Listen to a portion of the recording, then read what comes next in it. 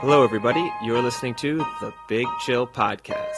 This is episode 548. Bring on the gravy. Emmet Kennedy.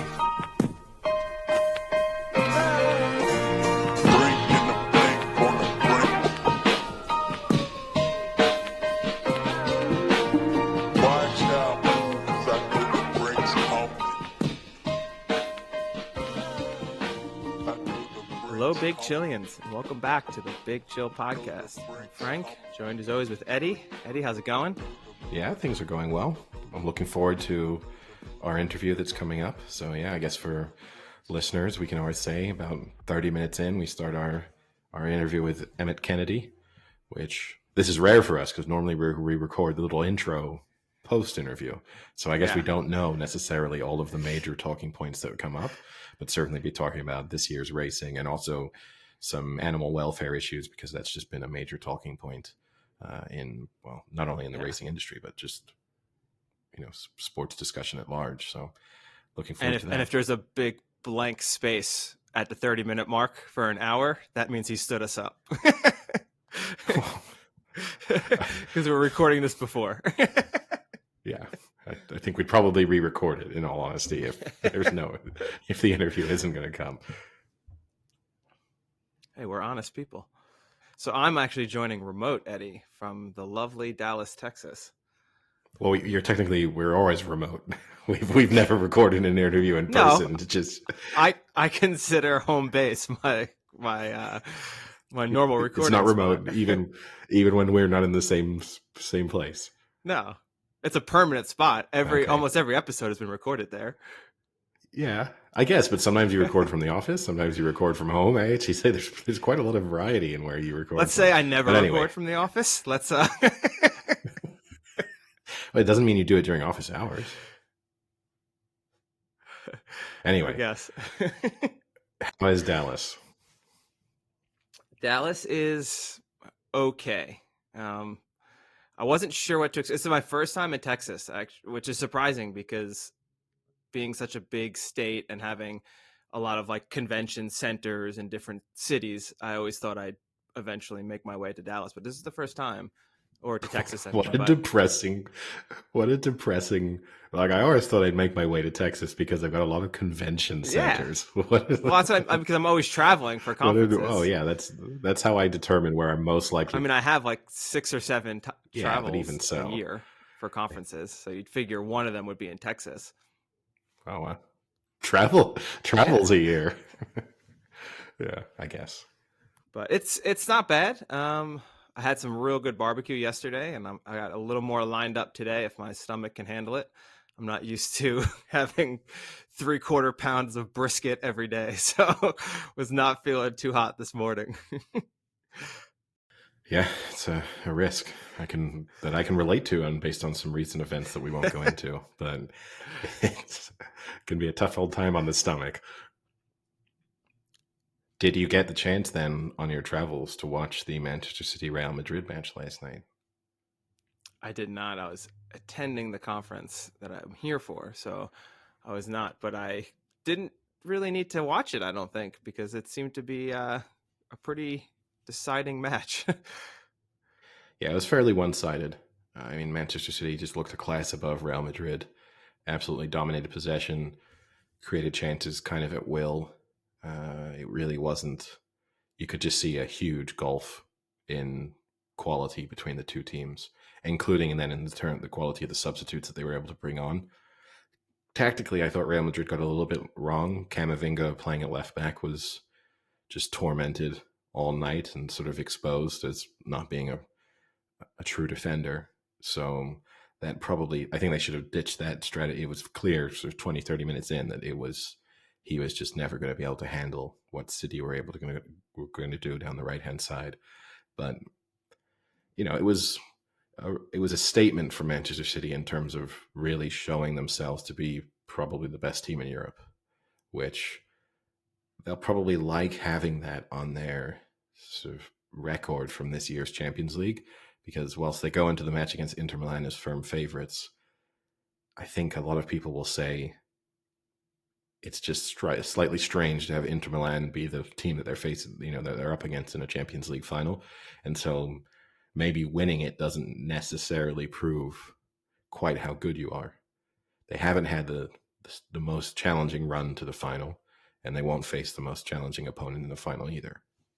Yeah, I mean, I guess it's tough when in the final you're playing a team that's, I think, third in their own domestic league.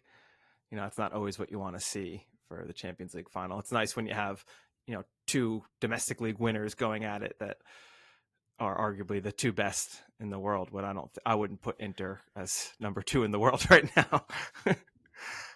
Well, no, I mean, when you consider, they're currently third. That could change before the season is finished, but they are in a good run of form, and they were much, much better than AC Milan in that over the 2 legs, particularly in that second leg. I mean, I thought AC Milan looked fairly average. I mean, I guess at least you're right. It's not AC Milan, because right now I don't think they're even qualified to make Champions League next year. So that would, to have a team in the finals that is out of the top, I think it's 3 or 4 spots for Syria. Yeah, they're currently 5th. So they need, and they are 4 points behind 4th. So it's looking unlikely for them unless Lazio really slip up. So now they're facing, that was, it's one of those kind of sliding door moments for AC Milan to have been in a winnable semifinal in the Champions League. I mean, at that moment when the semifinal draw was done, you could have said that their best path for getting back into the Champions League was the Champions League itself. So, yeah, it's unlikely that we will see them in the Champions League next year. Speaking of people or teams we won't be seeing, I'm disappointed. I will be heading to Roland Garros, which kicks off next week.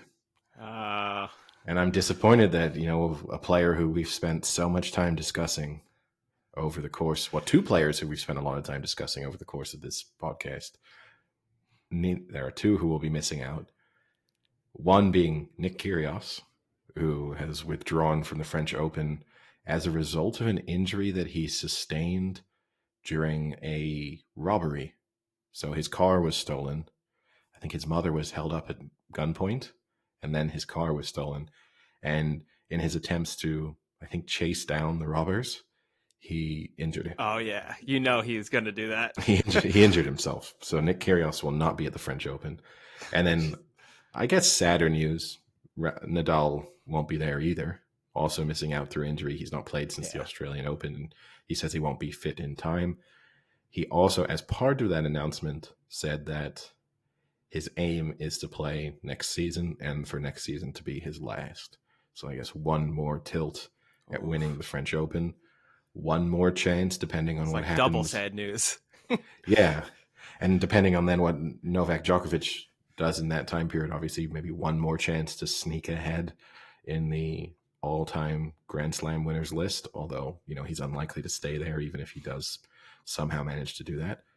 But sad. It's going to be, in a fairly short space of time, we will have lost, Serena Williams, Roger Federer, and Nadal, and Djokovic. We're not losing them.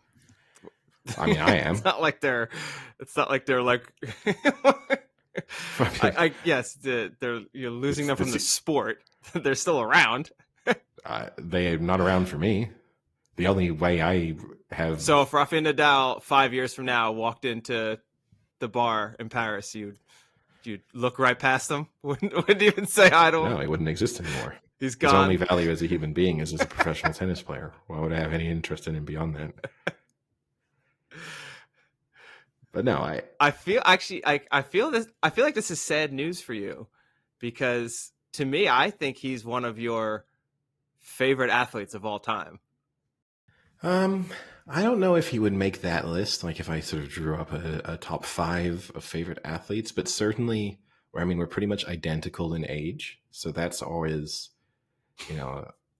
It's a little sad. It's a little, talent. We're both big, I'm left-handed, he's left-handed. We've both held tennis rackets. I think, it does make you feel older when you see this, because in my mind, I can still remember him breaking through as a teenager and being this young phenomenon, and now he's an elder statesman who's about to retire. So it does kind of make you think about your own aging process and mortality to a slight degree. I mean, we've spoken about that before, right? With the same with the sort of Tom Brady retirement. But yeah, I mean, he is so dominant on clay that and I love watching dominant athletes and dominant teams. I really take a huge amount of pleasure in looking at people who do things at just a level that very few else can. And so that's a huge hole to fill. You just knew when the clay season rolled around for the last basically 20 years, we knew that there was going to be one person who almost never lost. And now it's just going to be, I mean, yeah, you have Alcaraz, who looks like he might get close to that, but it's highly unlikely that he's going to reach those levels. So yeah, it'll be a shame. He'll be missed. But not forgotten. Well, no, I mean, he's already got a statue at Roland Garros, right? So he's got that one checked off. So that will be a reminder. I think they should name center court at Roland Garros after him, which would be slightly controversial, I suppose, because he's Spanish. So, if he were French, it would be a no-brainer.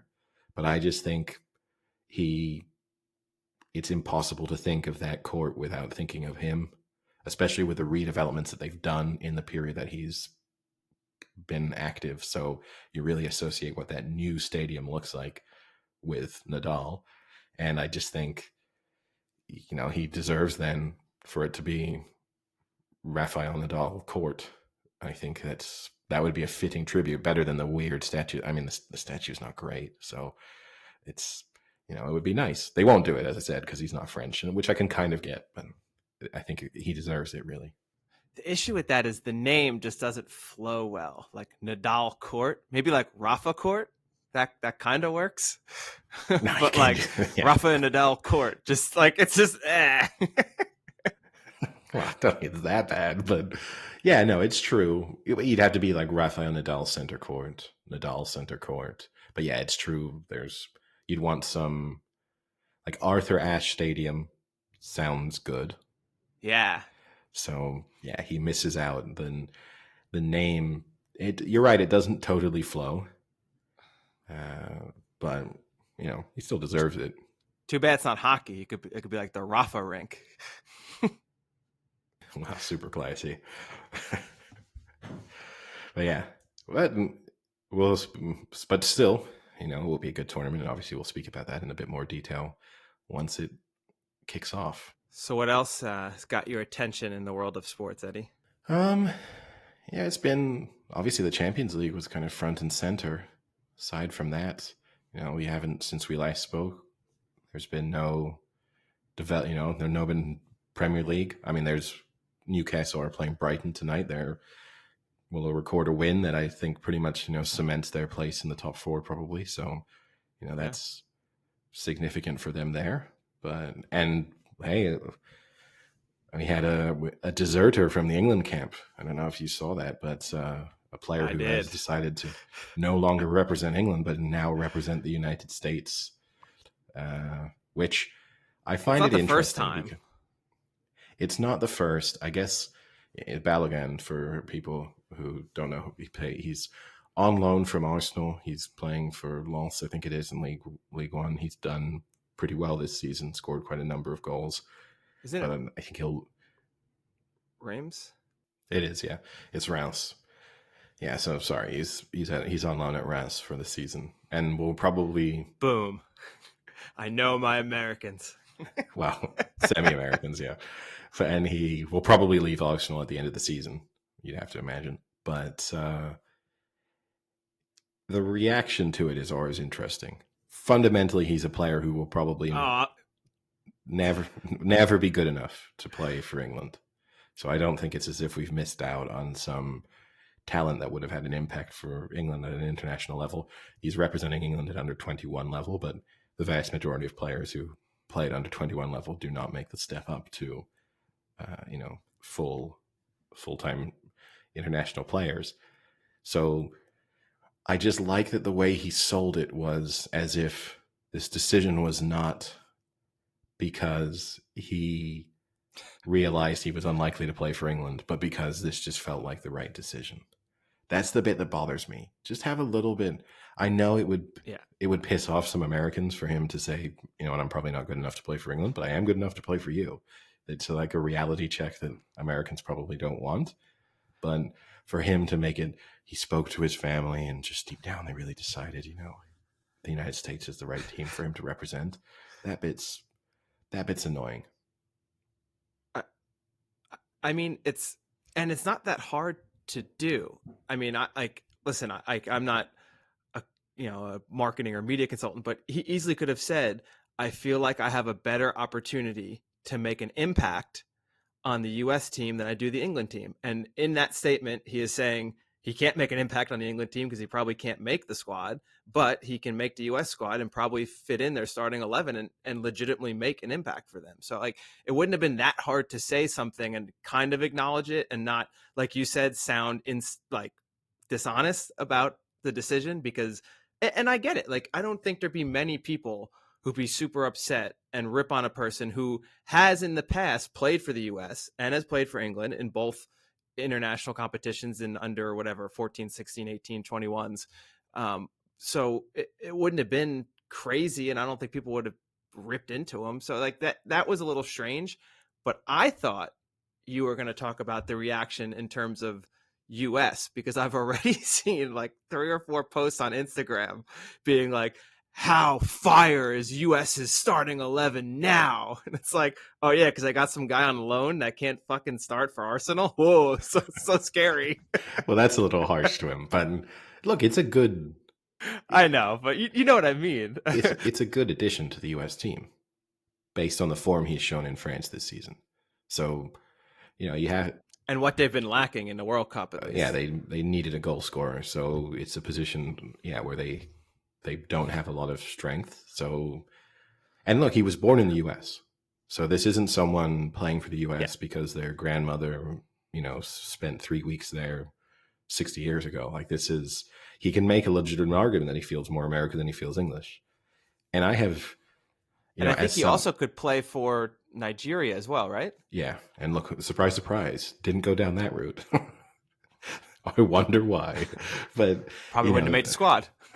Well, I mean, they're not qualifying for the World Cups at the moment, so and as someone who could have represented, or rule nothing out, I suppose, multiple teams at an international level, I would have made I would have had a list in mind, and once one was no longer a realistic possibility, I would have moved on to the next. I wouldn't have said, I'm not playing international sport because I can't play for this one country.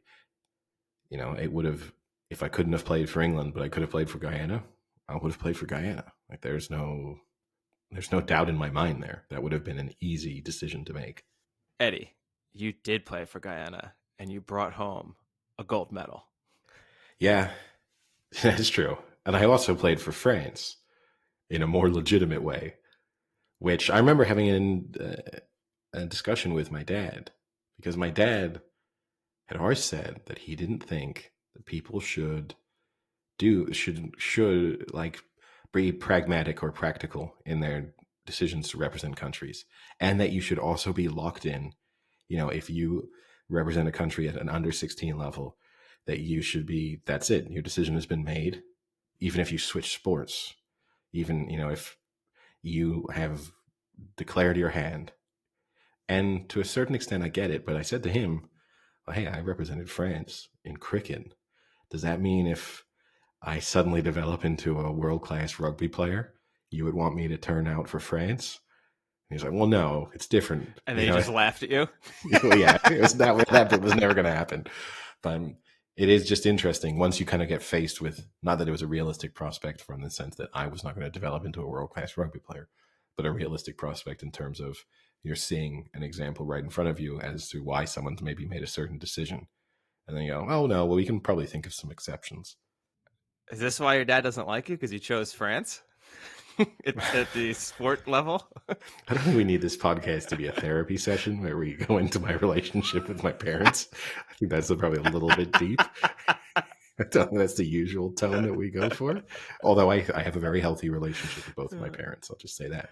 But no, yes, we will save that. In spite of you choosing to represent France. Exactly. Yeah, it's still a bone of contention, but we've managed to work our way through it. But what about for you? What's been obviously a busy week of traveling?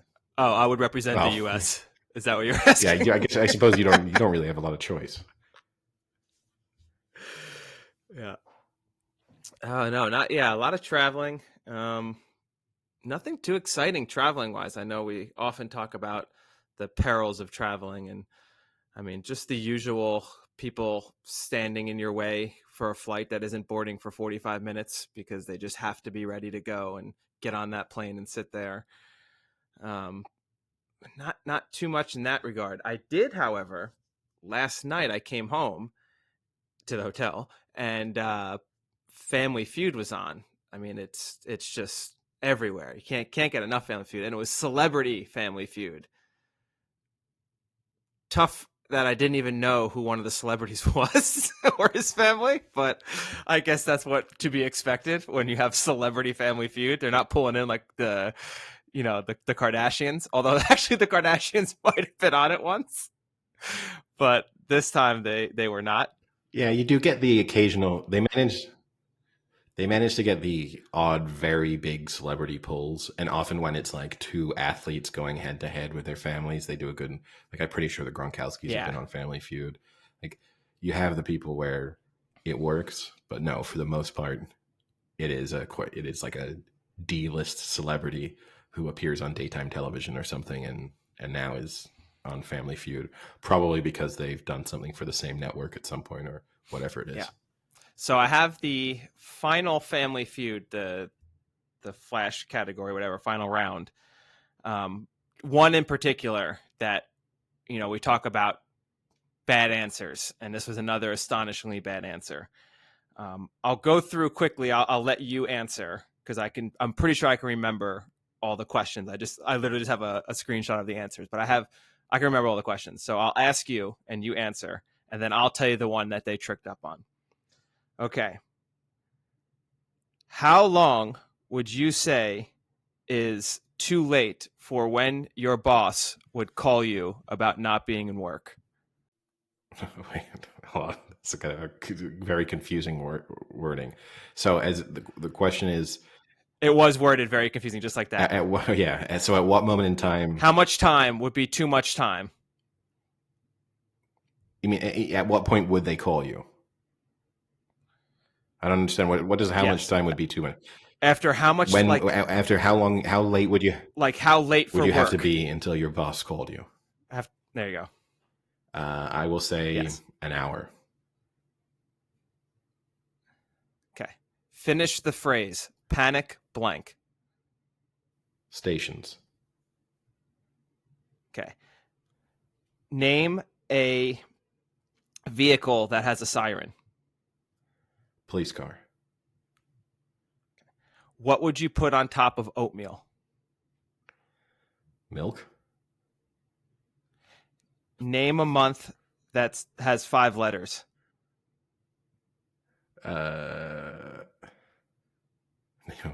March. Okay, so the first question, 1 hour was the number one answer. Hour late, your boss would call. Nice. Panic, button, and panic room were tied for the best answer. A vehicle that has a siren, fire truck was number 1, police car was number 2, and ambulance was number 3. Something you put on top of oatmeal, sugar was the number 1 answer. You said milk. I think you'd put the milk in the oatmeal, not on top. You wouldn't put it on. Yeah, I mean, but the other person said butter. The person said butter and was astonished when he had 0 for an answer there.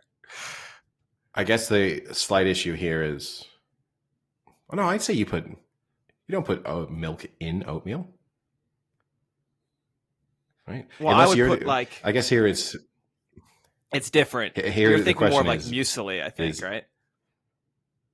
Well, yeah, oatmeal for us. You're thinking of like porridge, basically.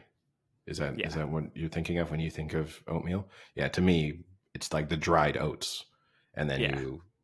it's a cereal. Yeah. All right. So But yeah, that would be the error with translation. Yes, be more porridge.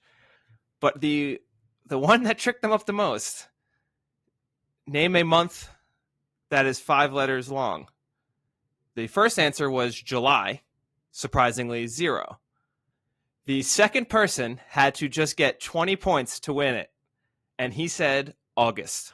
I They both had yeah significant I time will left. say because it's not it's March the only month with 5 letters. January, February, March, April. April. Yeah, so you have two options. I have to say, it did take me a second to get to March. Like I did instantly go like June, July. No, those are fours. So it did, like it didn't come Yeah. to mind straight away. But yeah, if you had 10, 15 seconds, you should be fine. It's not like They had about 5. 5 seconds I can get making them. Honestly, I don't think I would have got it in five. I think I might not have got it in five on national television, though. I have to admit, with the pressure on. But you probably would have done the thing of, well, at least say a month. Like I'm not just going to let the time run out. I've got to throw a month out there. Yeah. Say something. Yeah. Speaking of you said experiencing the pains of travel. I love taking the bus. In terms of, I know I'm a rare person in that regard when it comes to You public. do love taking the bus. And if public transport is if I have to use public transport, I mean, it depends on the city. So I'm not going to say I'd take the bus in any city, but certainly in most of the cities that I go to regularly, bus would be my preference. I would rather take a single bus for an hour than the metro with a change for 40 minutes. I'll lose the time. If I can get a seat on a bus and just sit there and then enjoy the ride, that's all for me. However, my biggest frustration, especially when you're traveling at busy moments in time, is the person who gets onto the bus, like rushes onto the bus, and then has to ask the bus driver questions about where is this bus going to? Will you be stopping here? Is there a connection to this other bus that I need to get? In the era of the cell phone, I feel like this is totally unnecessary. Like you should be able to find all of that information instantly yourself. But also, if I get on a bus and I'm not sure where it's going, I got to take the time on the bus to figure it out. And if I got on the wrong bus, that was my mistake. I'll just have to get off at the next stop. Like I'm not holding up the bus with 40 people on it, so I can just check with the driver that this is where I need to be. That's not, we're all adults. This is, if you're a little kid, that's different. But if we're talking about an adult, you shouldn't be wasting my time because you can't figure out where you need to go. I do agree it is annoying. And it's also very annoying when there's an easy solution. Like look at the map that's on the Yeah. wall or look at your phone. I mean, when there are solutions like that, that is very annoying. I hate when people ask questions that don't need to be asked because they're too lazy or too dumb to find out the information on their own. Or asks, I'm fine. You can I'm happy to answer the question for you if I know the information. Like if you get onto the bus and then you want to ask some passengers, like, hey, I'm trying to go here. Is this the right bus? Where should I get off? I'm not going to say, hey, you're a big boy, figure it out yourself. I'll help you. Even if that means I need to get out my phone and look it up on your behalf. It's when they're asking the driver and then we're just sitting there at a bus stop while they, hesitate like, oh, is this the one I need to be on? I'm not sure. Like, oh, where are you going to stop? And he's going to run through the whole route. And then, oh, if I don't take this bus, which bus should I take? This isn't his job.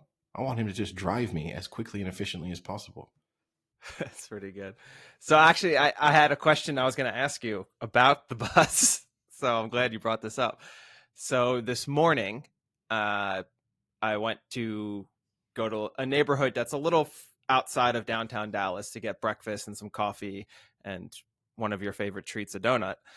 And the bus stops pretty much right in front of my hotel and would have taken me directly to this neighborhood that I want to go to, the Bishop Arts District, which is really nice. It was a $3 bus ride that would have been about 30 minutes. The Uber was $7.50 and was about 10 to 15 minutes. What are you doing? Oh, I'm Ubering. Like that's Okay. that I did the same. there. That's I'm not wasting the time. But to me, it's more like So what's the cutoff? What's the cutoff? Is the cutoff a certain time difference? Like if it were the same amount of time, then do you take the bus, or is it a money difference? Like if the Uber was over, what does the Uber have to be over that you say, screw it, I'll just take the extra 10 minutes on a bus, not knowing what a bus in Dallas is like? And I'm not saying they're bad. I have no idea. Right. You know, some cities have shitty transit systems, so I don't know. I will say buses in America, I'm less keen. You know, that's the bus people in the US, can be a different breed. So in the US, the bus is probably getting bumped down the list pretty swiftly. But if the price difference, let's say we fix the price difference at $3 to $7.50, I'm taking the Uber every time, even if you told me the Uber took in exactly the same amount of time. Then I'm not gonna the comfort and the peace of mind of the Uber for an extra $4.50. It's the Uber.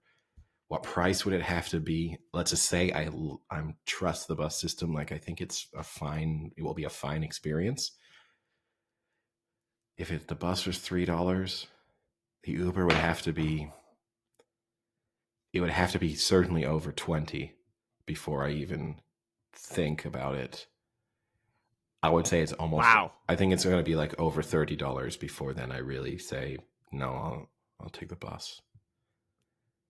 10 times the price difference. Wow. Because I felt on the way back it bumped up to like $11, and I kind of thought like, is it worth it? But then at the end of the day, I thought I just paid $4 for a fucking glazed donut. I might as well just pay 11 for an Uber. No, that's the issue, you know. But also, so and again, if I'm in your scenario, you're in a new city, you kind of don't want to waste, you know, like sit on a bus. Like it's different if it's in the city you live in, and you know there's no real time constraints or anything. Then yeah, the bus is going to win out far more easily. But yeah, if I'm on a trip and you know exploring Dallas's public transport system is probably not one of the things that you've put on your itinerary for your trip there, I think I would. Yeah, I'm going to take the Uber more often than not for sure. But in general, like living in Paris, I will take the bus over the metro. Pretty much, I won't take the night bus. I'm not a night bus person. That's a different type of person too. But Hey, we've all been there. I'm not a night bus person. I will walk over a night bus. That's easy. Well, but yeah, you say that, but when the walk is like 15 miles, Eddie, sometimes you gotta take the night bus. No, yeah, you always were somewhat unique circumstances. But I, for example, routinely walk home from nights out. There will be like a 45, 50-minute walk that I'll choose to do that. The night bus could be running parallel to me, and I would not step on it. You could be racing it. Yeah, and I might win, given how the night buses function here. And speaking of racing, maybe that's transition. A good segue to take it to our interview. Yeah, let's do it. So we're now delighted to be joined by this week's guest, Emmet Kennedy, who is the host of the Final Furlong podcast.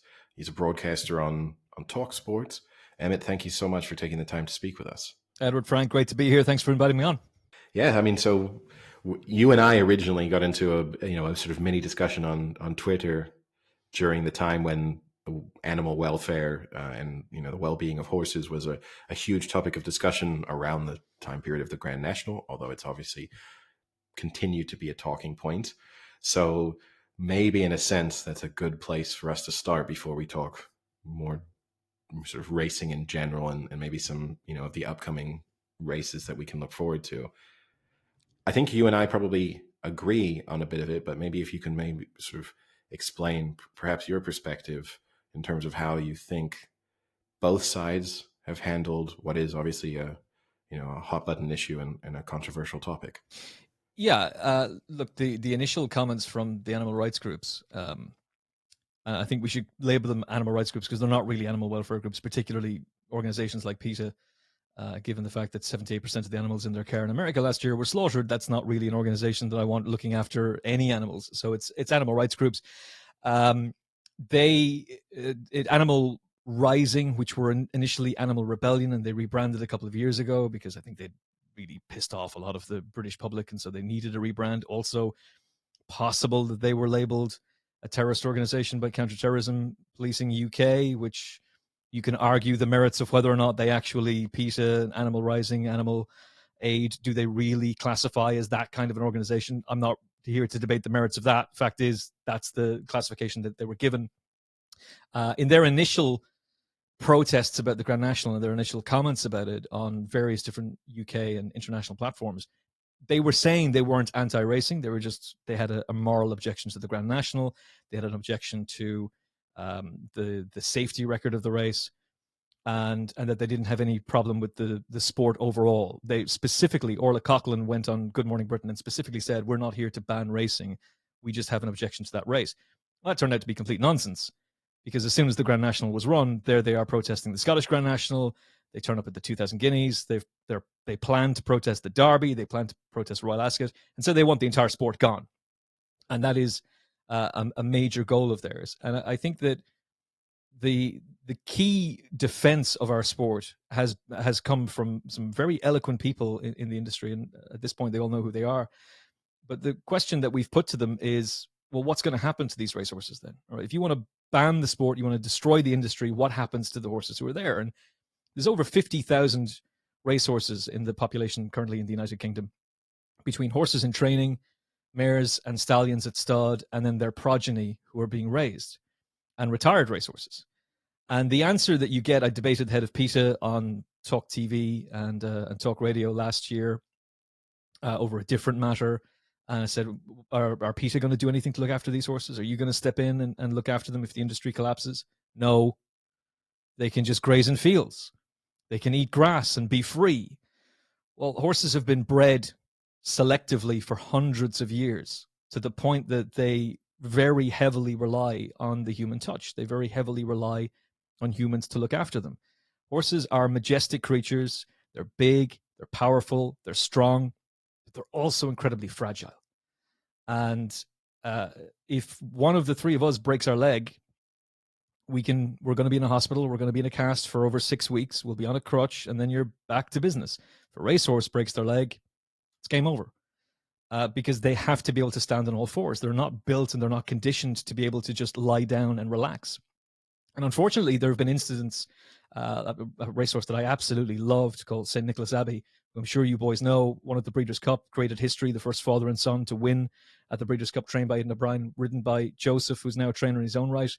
That horse suffered, I think it was an abscess of the foot, and Coolmore had him in a harness and did everything they could to try to save that horse. It was a couple of months, and it just didn't work, because you're having to constantly medicate the horse to keep them sedated. You're having to constantly do everything you can to look after the horse when they're fighting to get free, because it's not their instinct to just be resting. So if a horse has a catastrophic injury like a leg break, that's it. It's over for them. And the safest thing to do is to just put them out of their misery. Well, when an incident happens on a race course where a horse dies, it's horrific. It's horrendous. Nobody likes that. Nobody wants that. But the fatality rate in British racing is less than 1%. It's 0.2%, which means 99.8% of the racehorses who go onto a British racecourse come back home safe and sound. It's less than 1% that don't get home. And if there's no racing industry to look after these horses, well, then who is going to look after them, and who's going to raise them? Who's going to be feeding them? And they all require a specialist diet. They have a very high metabolism. They burn through energy very quickly. So they need good food. They need to be watered. They need constant veterinary care and attention. If there's nobody there to look after them, and these animal rights groups, the likes of Animal Rising, have made it perfectly clear they will not help them. They won't look after them, and they should all just be grazing in fields.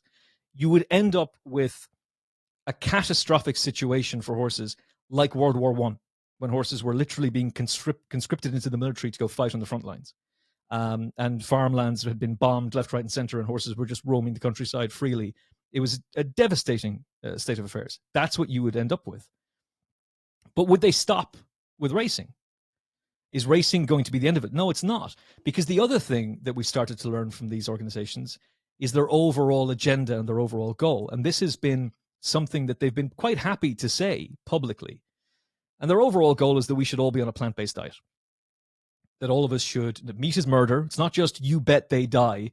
It's that meat is murder and that all of us should be on a plant-based diet. They think that agriculture and farming contributes significantly to the global climate crisis, right? That farming is the main cause of this. And this is something that the Dutch are currently facing a huge battle over. And Dutch farmers are now having to campaign. They're literally saying we're going to war over this with restrictions that are forcing them. So they believe, essentially, a little bit like Agent Smith in The Matrix when he's talking to Morpheus about classifying humans as a species. You know, what kind of a species are humans? You're a virus. You're a plague. You go from one place to another, consuming every natural resource. You breed, and then you head on to somewhere else. That's what these people consider humans to be. They're self-hating humans, if you like. And that's fine. Like, they have a point there. Like, if you think about, we all know that the Amazon is an incredibly important part of the world. We know that the Amazon is basically the filtration system for Earth. But we're still tearing it down. We're still destroying it. We do consume natural resources in every area. The Western society has plundered the natural resources of every third world country going and developing nations. That's something that we do on a regular basis. Humans are questionable. And if you went back 65 million years ago, did the dinosaurs, who were the dominant species on the planet, did they live in harmony with Earth? Probably. Do we live in harmony with this planet? No, I don't think we do. But if you truly thought about all of that stuff and the consequences of our actions, you'd go insane. You'd drive yourself bananas. And so we have to look at how we're going to live our lives and what it is we do and what impact we can have on our life. And the founder of PETA firmly believes, and this is like a stated doctrine of hers, that humans should have no interaction with animals whatsoever. We shouldn't have anything to do with them. And that if you're a pet owner and you don't like horse racing, that's your right. You're completely entitled to that. But bear in mind that the founder of PETA thinks you're horrible for having a dog or a cat or a hamster, that you are capturing that animal and keeping it against its own free will, and that you're a vile person. Well, I don't think that that's the way to live life. I like my pets. I like animals in general. I like being around them. So what is the overall goal for these organizations? Well, if it's going to put us on a plant-based diet and get rid of agriculture, what happens to cows, sheep, pigs? I interviewed Greg Wood from The Guardian today. The podcast comes out on the final furlong tomorrow. And in writing an article where he says that we have to protect racing, but also the right to anybody to peacefully protest is something that is a basic right that we all should protect. And he's absolutely right about that. If you want to protest racing, I have no objection to that. You are fully entitled to do so as long as you're doing so peacefully. I will disagree with you on it and I will fight our corner, but you're entitled to that viewpoint. But are these people who are saying that racing is murder and racing is terrible and that we're all vile people, are they outside abattoirs complaining about the 1 million pigs every single month that are slaughtered just in the UK alone? Nope. Because that's not going to get you on Good Morning Britain. It's not going to get you on Piers Morgan. It's not going to get you on CNN. There's no grift in being outside an abattoir complaining about how cows are slaughtered, how sheep are slaughtered. The one farm animal on the planet that is not bred for slaughter is the racehorse. Racehorse is bred to race and kind of bred to then breed as well. But in order for that racehorse to succeed, you have to give them a good life. You have to look after them and treat them like the prime athletes that they are. And that's what we do. I'm not going to say that everybody does. Not every parent is good to their children. That's just a part of the human condition. But the vast majority of people who train racehorses do so with love, care, and attention. And they give those horses an incredible life because they have to. because they need that horse to perform to its absolute optimum, to its prime, and to its best. So if the industry goes, then the very people who look after these horses, who raise them with care, love, and affection, well, then they're gone from them as well. And so you don't have the human interaction to look after them. If we were to just do away with agriculture, which is what these animal rights groups want, that goes against the very nature of humanity, because since the dawn of mankind, we farmed the land and we have been the dominant species on this planet. I didn't really, to be honest with it, I'm 41 next week. And I don't think I ever really thought about consumption of meat and what that does. I don't think I ever really had a proper philosophical discussion with friends about.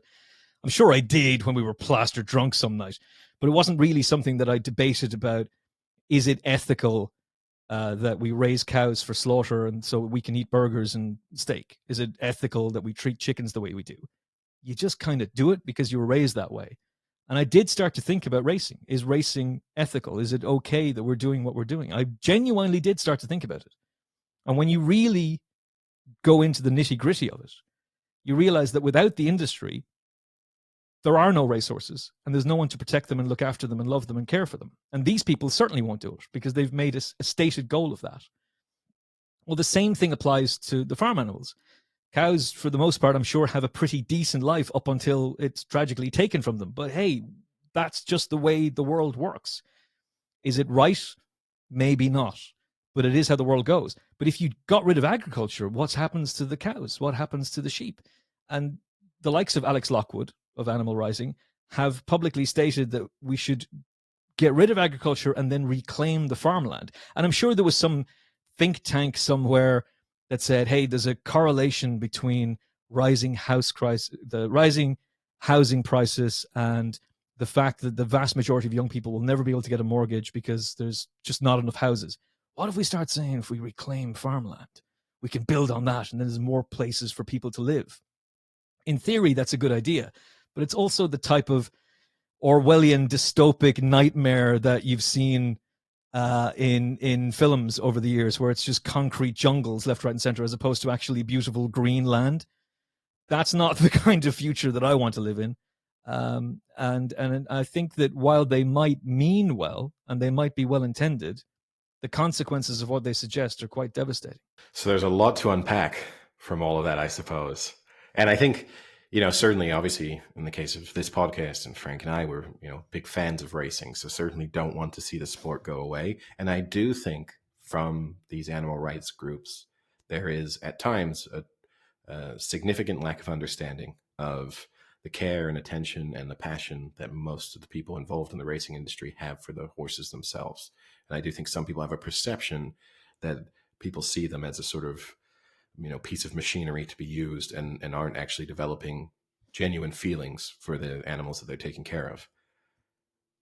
But if I'm going to play sort of devil's advocate for a moment, I suppose the counter to some of what you said is that it's that say why they're protesting the Grand National is so that, people talk about the topic. And if they're outside an abattoir, we would never be discussing it. So it's sort of mission accomplished from that perspective in terms of getting people to think about issues. And that it's a shame. I think you've pointed out, some of the extremists within this movement, but it's a shame that some extremists are hijacking some genuine criticisms of the racing, that it can be questionable to watch a horse race and see a horse die and think that, this has sort of been for your, not the horse dying was for your pleasure, but the race itself existed for the pleasure of, the spectators and those involved, can, cause a slight moral dilemma.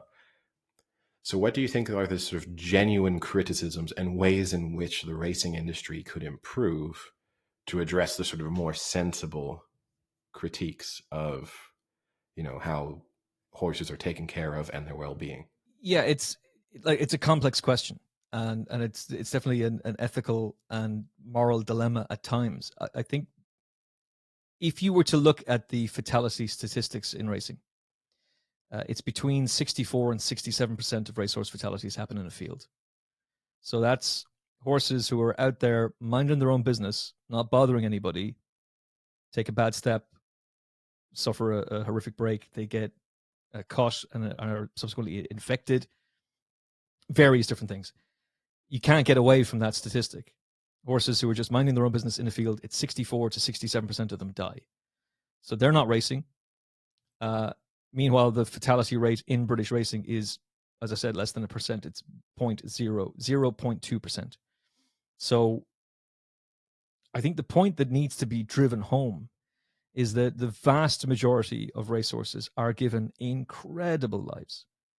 Vast majority of them are given better lives than some humans.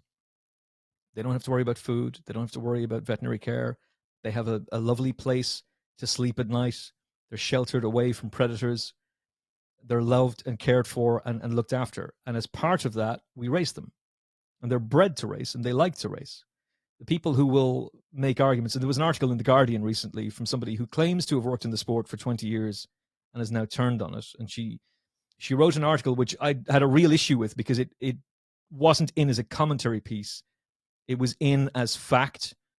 And the headline was something along the lines of, what is the Kentucky Derby like for a racehorse? Hellish experience. It wasn't that, I'm paraphrasing, but it was something along those lines. It's like, you don't know that. You don't know how horses are feeling. She talked about the equipment that horses wear and how the bit between their teeth, for example, she was trying to make out that hurts horses. There's no proof that that's the case.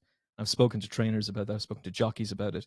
And of course, you could argue, well, you've all got a vested interest in that. Of course, you're going to say that's not the case. No one is going to do something to horses that intentionally hurts them and causes them pain because, again, they're the athletes. They're the stars of the sport. Frankie Dettori is the name who transcends the sport. There's plenty of big race American jockeys like Velasquez who transcend the sport.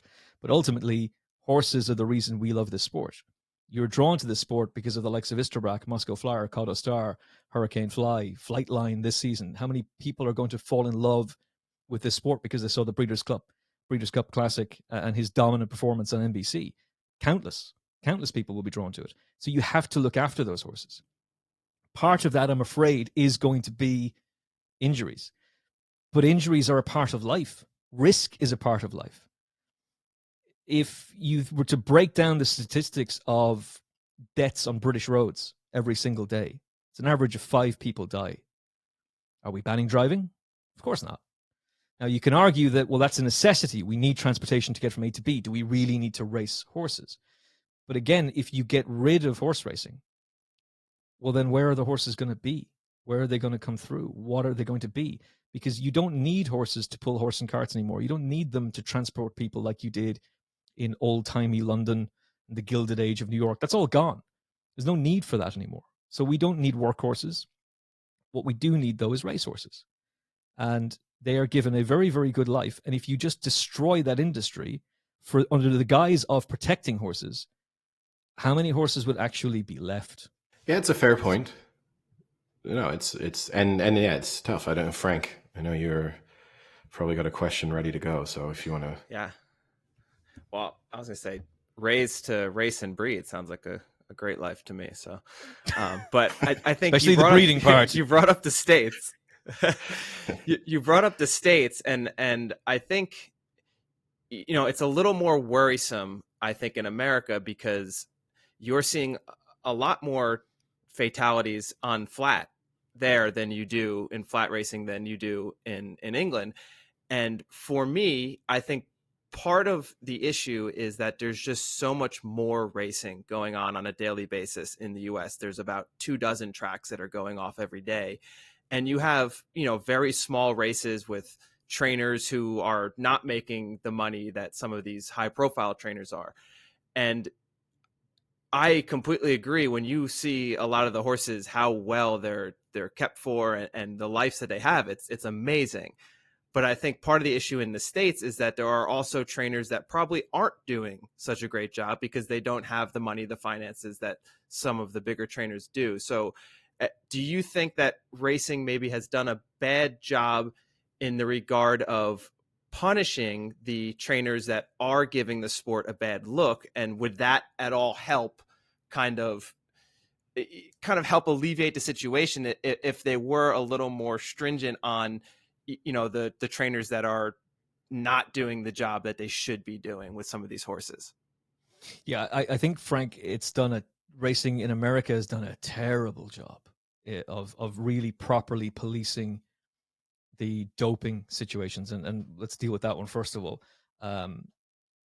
For a long time, for as long as I can remember American racing, Lasix, which is a diuretic drug, was just accepted. Not only was it accepted, it was encouraged on race day. And European trainers were using it. Irish trainers used it when they would go to America, and the attitude was, it doesn't harm the horse, and your rivals are going to be using it, so why wouldn't we? Why would we, if we lose by a short head to a horse that was on Lasix and we didn't take advantage of that, why would we risk ourselves? Finally, that's been done away with. Like, Lasix is banned for race day use in the Republic of Ireland, and in the UK. It's basically banned in every other jurisdiction, and it's finally been banned over there as well. But there is a serious issue with doping, and a serious issue with very prestigious high-level trainers. Bob Baffett, in particular, like, that man is banned from competing at Churchill Downs, which means that he is banned from competing in the Kentucky Derby and any racecourse that is affiliated with Churchill Downs. So how is he allowed to compete at a major event like the Breeders' Cup? How is he allowed to compete in other Triple Crown races like the Belmont and the Preakness? I have major questions about that. Now, he will, to this day, profess his innocence and maintain that I didn't do it, it wasn't me. Well, someone did it, and somebody at that yard did it, and you're responsible. You are the trainer. I'm also not naive enough to think that it's just America that has a doping issue, and that that's not a problem in British racing or in Irish racing. There was an article by Paul Kimmage, who is an incredibly talented journalist and was fundamental to bringing down and exposing the Armstrong lie with David Walsh. Those two knew the truth. They were hounded for years and relentlessly pressurized by Lance Armstrong and those who had a vested interest in his success. And they kept to their virtues, they kept to their principles, and they exposed them. And Kimmage wrote an article in an interview with Jim Bolger, who's a legendary trainer and a legendary figure, not just in Ireland, but on the global stage, where Bolger made some serious allegations about drug use in Ireland. Now, that was met by the Irish media and by the racing media in general with disdain. They tried to discredit Kimmage, said that he was only coming in to try and make another name for himself. And I'm very uncomfortable with that. If you've got an elite trainer like Jim Bolger, somebody who legitimately has legendary status, making some serious allegations, instead of running and hiding from that, we should be looking into it. And we should be trying to expose it. Now, I don't have any interest in pointing a finger at any trainer. And I think, in truth, kind of what you were saying, Frank, about smaller trainers in America, it's probably going to be the middleman and the smaller guy in Ireland or the UK who is reaching for that because they're struggling to compete with the elites. And there is a robust system of checks. There is a robust, elite horses have tested positive for drugs in the past, and it's turned out that it was a contaminated feed supply. And the company who supplies that feed has been named and shamed in the process. Well, if that's not true, and if it turns out that that's a cover, that food supply company will be suing the absolute arse off of the owners and trainers involved, because nobody wants their name tarnished like that. But I'm not so naive as to think that there isn't some element of it going on somewhere in Ireland and some element going on in the UK. And let's not forget, it's not that long ago that one of the biggest racing empires in the world, Godolphin, were embroiled in a massive scandal for doping when Mohammed Al Zarouni, who had emerged pretty much from nowhere to become their primary trainer, usurping Said bin Sarur, it was discovered that a lot of his horses had been doped. There's a problem with that story, though. And this won't make me popular in the sport, but that investigation was wrapped up super fast. And we're supposed to believe that Mohammed Al Zarouni was the lone gunman, a maverick, acting all on his own, and nobody else knew anything about it. There's a problem there, because some of the horses who were doped in the United Kingdom tested positive while he was in Dubai.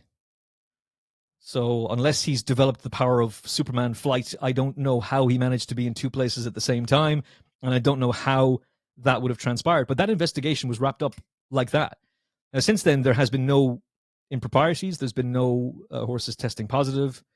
And I would like to think that everything is clean. And I would think that particularly from their perspective, If there were other people involved, they probably just got rid of them, and it's probably known in the racing community who those people are. But Godolphin would have a vested interest in making sure that they run a very clean organization and that their horses run clean, because if they tested positive again, their credibility would be completely gone. And they have a massive breeding empire.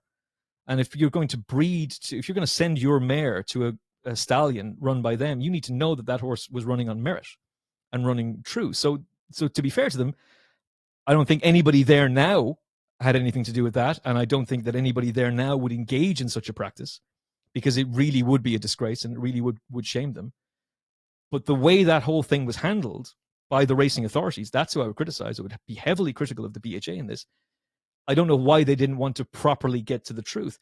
And maybe there is an element in both American racing, but also in British and Irish racing, that we don't want to know. And so if there are smaller trainers, like a guy like Philip Fenton, a Cheltenham Festival winning trainer who was caught with banned substances, he again professed his innocence. They threw him out of the sport. They had to. He's back in it now. And it's your decision whether or not you want to put a horse with him or not. But to get back to America, when you have somebody like Bob Baffett, who has had not one breach, not two breaches, multiple breaches, multiple horses testing positive for banned substances, you have to start asking serious questions about, is this guy good for the sport and should you be looking after him? And it's almost as though he's Lehman Brothers, too big to fail. Up until the point you just have to go, actually, we've got a choice here. We can bail out that insurance company that could result in a massive global economic downturn if we don't, or we could bail out the privatized bank, bail out the insurance company. At some point, you have to draw a line and just say, enough is enough.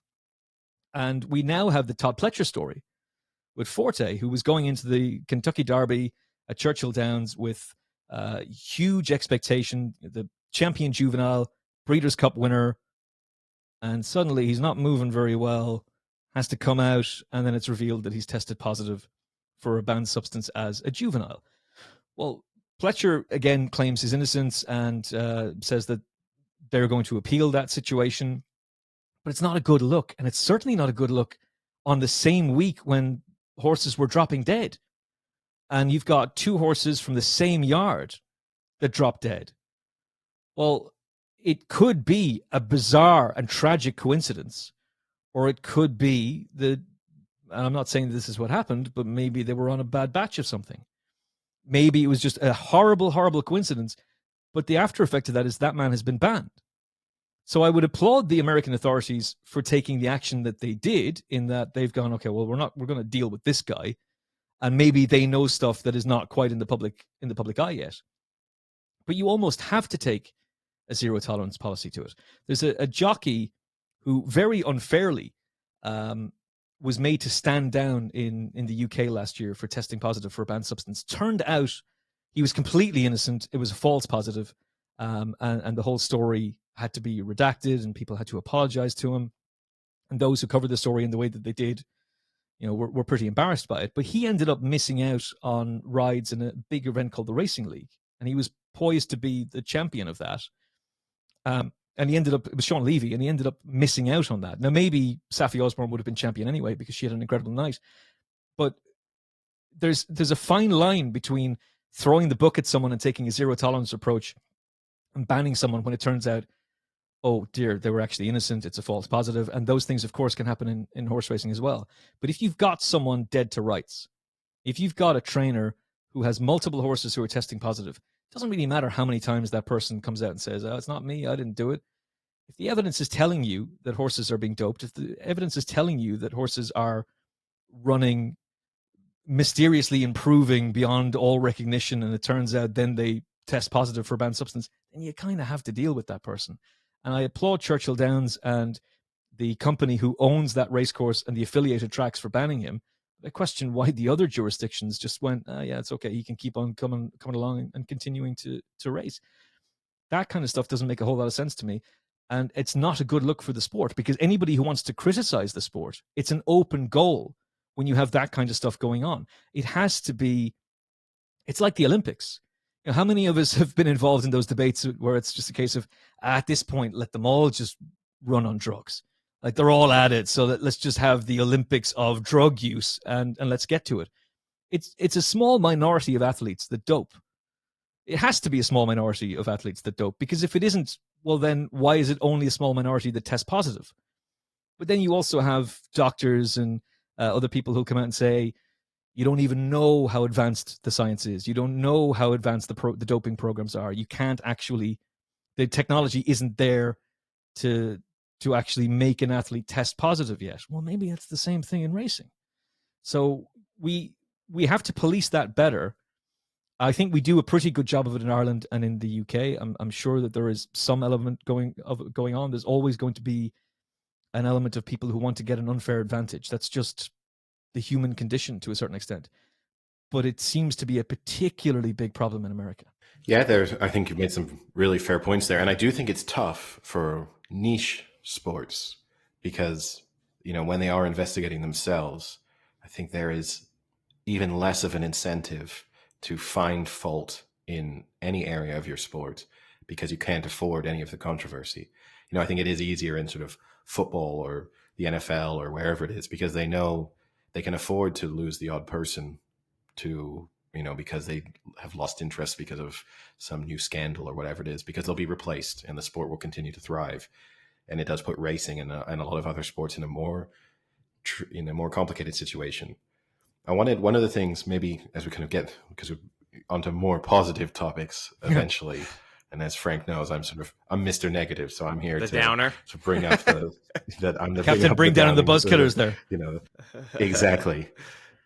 But on a last note, because for the majority of our listeners are probably not in the category of sort of real racing fans, and for a lot of them, certainly the ones in the UK, the Grand National will be one of the few times that they pay any attention to horse racing. And in a sense, I don't think it gives them necessarily the best representation of what racing is like on a daily basis, because the race itself is, you got sort of 20% faller rates, and it does seem slightly more dangerous than the standard race that's taking place on a Wednesday or Thursday. What do you, in my opinion, the easiest fix is to reduce the field size. I think 40 runners is just too many. And you can kind of break down to a certain extent that the number of fallers reduces significantly as the race goes on and as they sort of less grouped together. What changes, if any, would you make to the Grand National to perhaps make it more palatable to a wider audience? Not that it isn't, it is an incredibly popular event, but are there changes that you'd like to see made to Grand National or other major racing rules to kind of make improvements? Yeah, the field size one is an intriguing one. Like, is it right that it's 40 horses who are galloping at top speed to that first fence? And I will be completely honest about the fact that that first circuit of this year's Grand National was not pleasant viewing. It was actually deeply uncomfortable to watch. And then as the race warmed up, and we did end up with a brilliant winner in Corrick Rambler and a terrific racehorse to win it, but also just a brilliant story in terms of the ownership, the fact that he's a syndicate-owned racehorse, which I think syndicates are hugely important for the future of racing, but also that it's Lucinda Russell and her partner, Scudamore, who they're just terrific ambassadors for the sport. They speak so eloquently. She didn't say anything negative about the protesters. In fact, after winning the biggest prize in jumps racing, she says, "Hey, you're welcome to come to my yard. I will show you how well looked after these horses are." And it's funny how that's an invitation that has been extended to a lot of these protesters. None of them accept it. PETA don't want to go to a yard. Animal Rising don't want to turn up to a stud farm. They don't want to see how well looked after these horses are. They just reject that. It's just a purely, no, racing's bad. And I'm not. I've blocked a number of people on Twitter, but I'm not in favor of limiting people's speech. I'm very much pro free speech. I'm also pro your right to have your own opinions, as long as you're not hurting anybody, and as long as your views aren't going to hurt anybody. So I give them credit if they want to go and protest the sport. That's entirely fine. And again, if you do so in a peaceful manner, that's all right. There were no fatalities in the Grand National for 6 straight years. It's not really something that we should be jumping up and down about. You would like to think that there just wouldn't be any fatalities, full stop. And I don't think we should be getting ourselves a big pat on the back for the fact that we had 6 years where there was no fatality in the race. But what can you do further to make it safer? Possibly, one suggestion that has been made is reduce the run to the start, so that you don't have such a long run to the first fence. And there was a lot of chaos at that first fence this year. Thing is, they've already done that. They moved the start line forward before. So I don't know if moving that forward again is going to make a significant difference. But there are plenty of ex-jockeys who have advocated that and have made the argument that is something that should be done. So I respect that view. Maybe reducing the field size, but what do you reduce the field size to? Like, what becomes acceptable? Do you have it? The ARC just increased their numbers from 20 to 24. Flat race, different thing, but they had reduced that number for safety protocol reasons. So do you make it a 35 runner race? Does that make it safer? Do you make it a 30 runner race? Does that make it safer? Maybe it does. It's definitely something to look at, and it's certainly something to consider. Maybe a 30 runner Grand National, it's going to be frustrating for owners and trainers whose horses don't get in, but that's kind of a problem as it is now anyway. And even just the nature of jumps racing in the UK, like Frank made the point about too much racing in America. There's too much racing in Britain. There's way too much racing in Britain.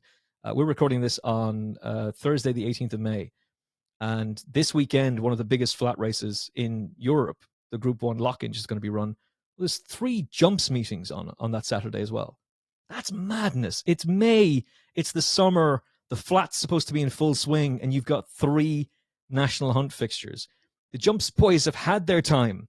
You know, they've had their season. We don't need more of this. And I did a podcast with Brendan Powell recently advocating for, because there is going to be a big shake-up to the British fixture list, giving the jumps trainers and jockeys and stable staff a month break, advocating that, you know, when a season ends, it ends. Like when the Premier League season is over, it's done. There's a couple of months break. When the NFL wraps up, they're off for half the year until it resumes. And I'm not saying give jumps racing a break for 6 months, but they kind of do that on the flat. You know, the flat season ends in November. It doesn't restart until beginning of March, early May, early April. So we could definitely look at something like that to not have so much racing in America. And in America, I think the reason that you've got so much racing is a lot of those are privatized tracks, they're kind of casino-owned tracks. It's just turnover. It's churning stuff out to get people to bet on. Well, you could accuse British racing of the exact same thing. We don't race every day in Ireland. There's plenty of days during the week where there's no racing in the Republic of Ireland, and it's a much healthier system here. In the UK, in the context of the Grand National, the entries for the National this year were down dramatically down. They got less than 100 entries for the Premier Jumps Handicap, a race that's worth £1 million. And the prize money is irrelevant because prize money in Britain is pathetically bad. But they couldn't even get 100 entries for the race. And by the time the final declarations were coming, the final entry stages were coming, they were drastically down as well. So maybe there will be horses who will miss out if you significantly reduce that number. And some people, I'm sure, would be annoyed. But in the interest of welfare, in the interest of making the sport as safe as possible, and despite the fact that they have put extra padding on the fences, lowered the fences, reconstructed the water fences, the water jump, they got rid of the drop and all of those different things. And all measures, by the way, that I absolutely agree with. I did a feature with Richard Pittman about the 1973 Grand National because it's the 50-year anniversary of Red Rum's first victory. But that race is famous because Crisp, if you've ever seen it, looks, even on the replay, it looks like he's going to win. And it's an extraordinary finish with Red Rum getting up to beat him. It's unrecognizable from the race now. And I'd say in a good way, because jockeys were getting injured, horses were dying back then on a far more regular basis.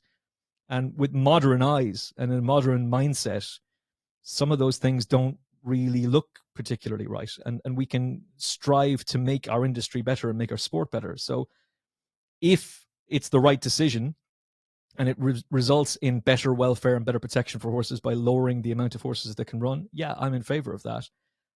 Maybe reducing that start position again, further reducing it, maybe that would help. But I'm open to ideas, quite frankly. I'm not the person who has all of the answers as to how it's solved, but I'm also not the person who's going to bash the BHA if they come out to try and make it better. I will bash them over the whip.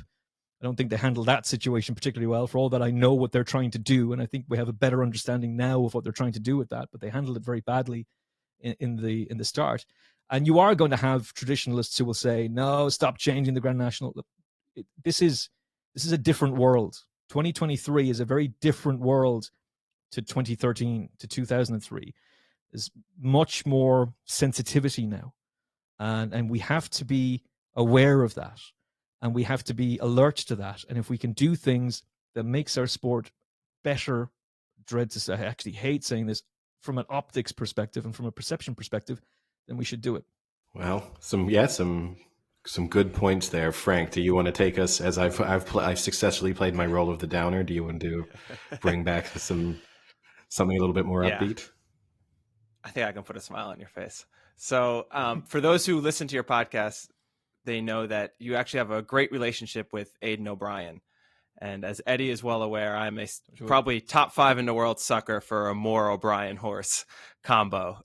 So how did that relationship come about? And secondly, and I think more importantly, have you been able to decode the O'Brien speak and understand when a horse is in great shape, or when it's in amazing shape, or when it's doing well, when it's doing great? Because it seems every time you have him on, every horse is in great form. So do you have a secret decoder for your podcast to know what the slight variation is when he talks about horses?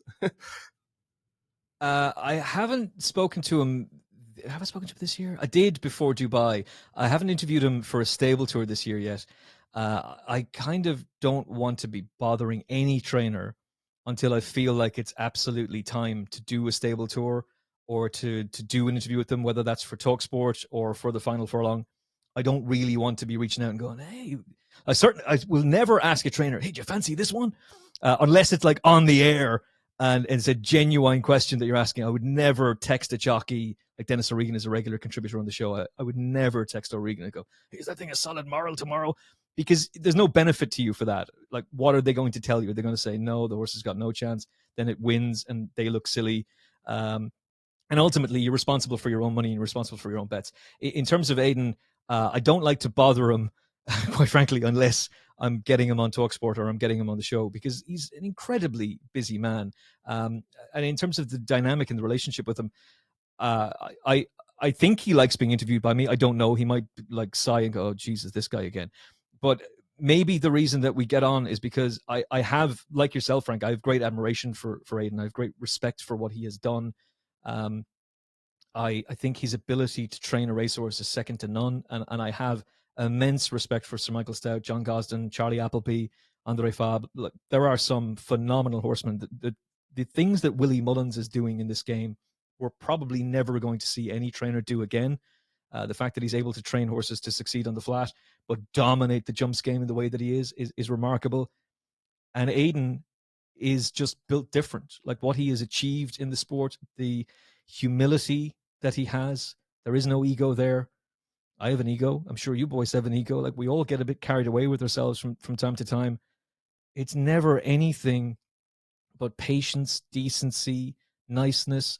Whenever you're complimenting him on the success of a racehorse, he doesn't want to take that acknowledgement for himself. He passes it off to the people he works with. He'll mention the work rider. He'll mention the stable lass who looks after the horse, the groom who looks after the horse. It's always the lads who make the decision about buying the horses, and he'll talk about targets for various different horses and say the lads will decide. I'm sure it's Aidan who's deciding and telling them, look, this is what I would do.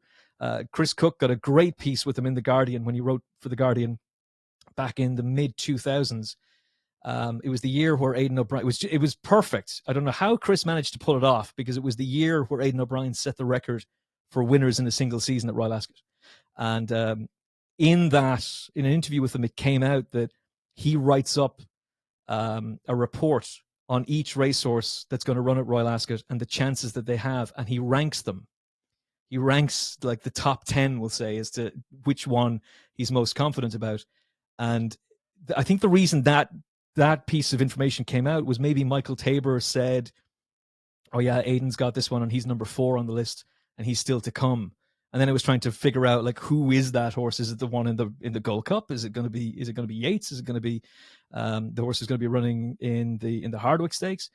But his his ability, his eye for a racehorse, his ability to train a racehorse is phenomenal. And it's not, there are certain trainers who will excel with a certain type of horse. I don't want to pigeonhole particular trainers, but Eddie Lynham, his nickname is Fast Eddie because his best horses have been sprinters. Charlie Cox is an incredibly talented trainer, but it tends to be with sprinters. And that might just be a self-fulfilling prophecy that if you've got success with a sprinter, then an owner might go, oh, I'll send my sprinter to him, or I've just bought a horse that we think could be a sprinter, I'll give him that horse. So maybe it just works as recency bias that you just keep getting that particular type of horse. Aidan has trained champion sprinters all the way through to champion stayers, European champion juveniles, to the only horse to win the Breeders' Cup Juvenile and be a champion on 2 continents, as Tom Durkin said in that epic commentary at an incredibly emotional Breeders' Cup after 9/11 in 2001, Johannesburg, who was a remarkable racehorse. He just has an innate ability to get the absolute optimum out of his horses, but also to pick the right races for them. And I think there's a fair thing to be said that he doesn't always get the credit that he deserves, because I think there's a lot of people who just resent that success and will look at it and say, well, of course he's good. He's got a yard full of multi-million-dollar racehorses. That's easy. Well, there's plenty of other trainers who have had horses who were bred in the purple and blue breds who cost an absolute fortune, and they were fairly mediocre trainers, quite frankly, and didn't produce the goods. There are plenty of trainers over the years who have been given lots of ammunition, but they can't land a glove on him. He's the trainer who has the record for Group and Grade 1 winners in a single season. He's the winning most classic trainer in British racing history, and he's an Irishman who trains in the Republic of Ireland. He's not even 60 yet. It's extraordinary what that man has done. It's extraordinary what he is still doing. And it's quite remarkable when Aidan O'Brien could have a season where he's won 5 Group 1s and we're all going, it was a pretty average season. Like, for most people, you'd be like, that's been a fantastic season. But his standard is so high, and yet he remains humble. He remains a very decent, genuine man. He's a family man. He doesn't drink. I like a pint, but he lives and breathes racing. He doesn't golf. He doesn't build Lego on the side. It's racing. That's his only interest. He's not. We're all talking about how good is Succession. I know you boys were talking about it in a previous podcast, and one of you was slandering that show. And how dare you, by the way? Yeah, that was me. Yeah, amazing show. Amazing. It's that 3rd episode of this season is one of the best episodes of television. And don't you dare, Edward, come back over to. Well, it's always the case with TV shows. It's phenomenal. You have a better chance of convincing me to become a vegetarian than you have of convincing me to watch Succession. No.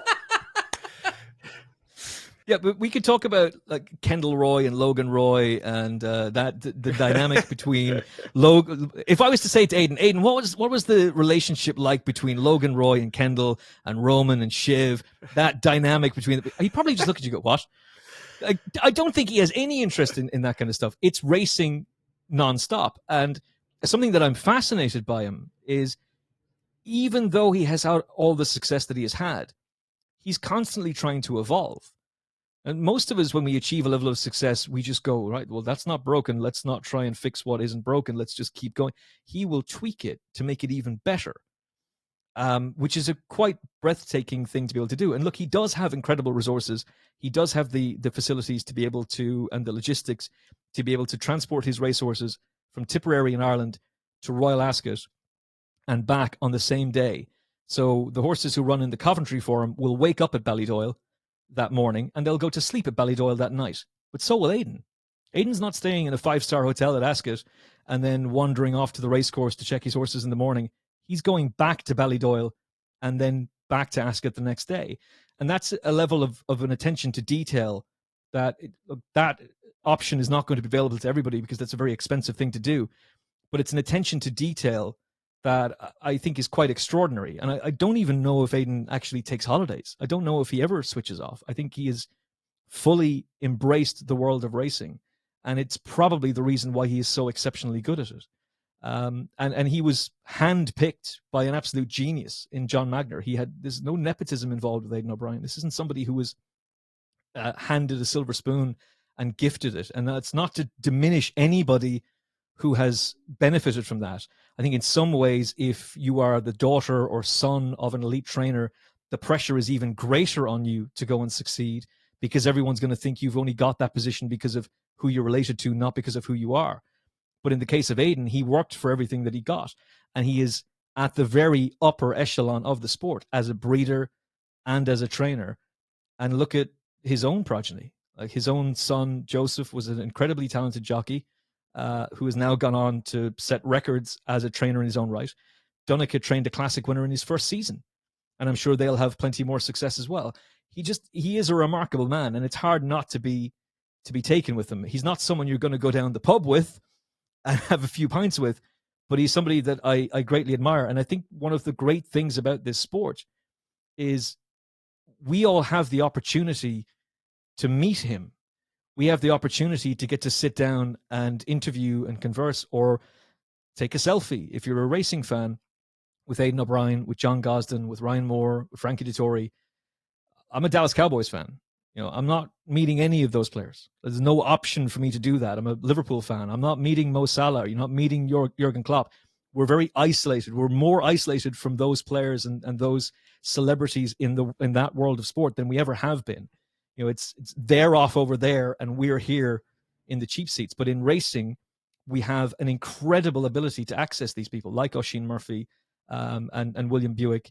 And that's something that the sport should embrace an awful lot more and market better, I think, because we're getting access and they are happy to talk. They are happy to be interviewed by you. They're happy to promote, not just for their own sake, not just John Gosden doesn't just come on TalkSport because it's good for his brand.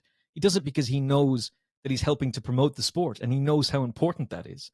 And he was really at the forefront of that. I think John Gosden should get an awful lot of credit for the way he communicates with the media so well, because I can remember 15 years ago when I was becoming a racing fan, most trainers were quite closed off. They didn't really want to communicate with the media.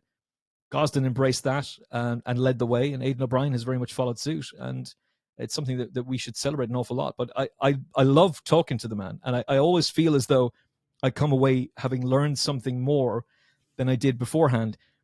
But I will concede that Frank is right, that there's a lot of times where you'll ask him, how's little Big Bear doing? Oh, he's flying it. Doing great form. Yeah, and I have to take slight issue with one thing. Hold on. Oh, I was just gonna say, Eddie, I would be slightly nervous to take a selfie with Ryan Moore. That my phone might end up in the garbage or on the floor, smacked down. But other than that, I agree with just about everything you said. We were going to make exactly the same point. It was the only thing I was going to take issue with. Is you might be able to get a selfie with Ryan Moore, but I very much doubt he'd smile. Did you happen to see the transcript from Racing TV after the 2000 Guineas? It was whoever it was that was doing 2 words. Yes, basically, I think it was 3 words, but it was essentially like they were getting a transcript from. It was very much an American thing, and I welcome. I think it's great, but it's Christoph Sumion gives an account of his ride. Oisin is obviously talking about his runner-up. Frankie gives a good spiel about Chaldine. Ryan Moore asked the trainer. It's just brilliant. It's like not even didn't handle the ground, didn't move particularly well. Ask the trainer. Yeah, he's a man of few words. That's for sure. Now, I guess speaking, you've obviously there about O'Brien, and you also brought up Gosden. It's maybe an opportunity for us to look slightly ahead at some of the big fixtures coming up. Not too far away from the Oaks and the Derby, and you have an O'Brien horse top of the market for the Oaks and Save the Last Dance. Soul Sister this week with one of the more striking performances at York to now sort of become a major player, perhaps, in the Oaks, and now second favorite. Looking ahead to those fixtures, are there standout horses either that you're just looking forward to seeing on a kind of big stage, or that you think can take further steps and turn into genuine superstars? Yeah, I mean, Save the Last Dance is the most obvious one because she was so stunning in Chester. And I thought at the halfway point, God, is she in trouble? And then suddenly she just destroys them. She didn't settle very well. She didn't. she didn't settle very well, and it did look as though she was in a little bit of trouble, and then suddenly she's just absolutely blitzed them. But that was then. This is now. Like, you can get very caught up with the hype of what a horse has just done. 6-4 just holds no appeal to me whatsoever. That's not to say that she can't win it. Aidan O'Brien's got an amazing record in that race, and I think the fact that that race at Chester is named after Robert Sangster, who was one of the founding members of Coolmore, was an incredibly important part of the Coolmore journey. That's always going to be an important race for John Magner and for the Ballydoyle team to want to win. And it's probably one of the reasons why Aidan's got such a good record in it. You have to have the talent, you have to have the ability to train the horses too. But if you look at the horses that he's won that race with, Diamonds and Rubies, Somehow, Magic Wand, was she fourth in the 2018 Oaks? I think she might have been. I was there working for ITV. She was, she ended up winning an awful lot of money, and did very well on the international stage. Thoughts of June took it last year. They're not superstars. So is the Cheshire Oaks the race that Ballydoyle target every year with their elite middle distance filly? No, it's not. But then again, neither is the the Musadora. And that's the race that Somehow announced herself. Not somehow, Jesus, my brain has gone. Boys, 11 o'clock, Ireland. My brain, no work good. Mouth words failing me. Snowfall, thank you very much. Snowfall announced herself on the scene, and some people were trying to make out, well, that was just a flukish performance, and it turned out it wasn't a flukish performance. She was a brilliant racehorse. But remember, Ryan didn't ride her on the day. Ryan will almost certainly be on board Save the Last Dance for Aidan. Is she going to be the leading player for him? Yes. Is she going to be the winner, and does she appeal at 6-4? No. I would be looking elsewhere. Soul Sister was really good. Very, very impressive. Bit of an unorthodox preparation for her to come to the Oaks, in that they started her off from the Fred Darling this season. I don't think that's really the kind of race you go to with a potential Oaks prospect, and she was an 18-1 shot, but she was very impressive, and she'll go there with a huge chance, and Gosden's obviously got a great record in the race. I prefer his other one, Running Line. I think she's a really interesting horse. And I know Oisin was very taken with her performance at Newmarket. I spoke to him briefly afterwards. And at a double figure price, I think she represents a very fair challenge. Never Ending Story is an interesting one. She ran better than I initially thought in Paris Longchamp, and maybe Ryan has been riding exceptionally well the last couple of years. There was definitely a year or two there where he was kind of in the doldrums, but the last couple of years he's just been unquestionably the best jockey in the business. That wasn't his best performance. Now, maybe she just didn't have the tactical speed, but it seemed like the way things unfolded at Paris Longchamp that she was given an awful lot to do. I would imagine they will take her to the Irish 1,000 Guineas, and that's been a key trial for Aidan. That has been a key go-to race for Aidan O'Brien in the past. Now, it would be a quick turnaround to go from the Irish 1,000 Guineas to the Oaks, but he did that with Peeping Fawn. Peeping Fawn was beaten in the Irish 1,000 Guineas, but was placed in the race, and was then narrowly beaten in the Oaks, but came out and then dominated Group 1s afterwards and turned form around with the Henry Cecil horse that beat her at Epsom. She beat her in the Oaks, the Irish Oaks, and then went forward. She'd be a very interesting runner, but it is on the basis that it would be a quick turnaround. And then after that, you're kind of playing a guessing game. Like, Maj is not going to go. Meditate wouldn't stay that in a horse box.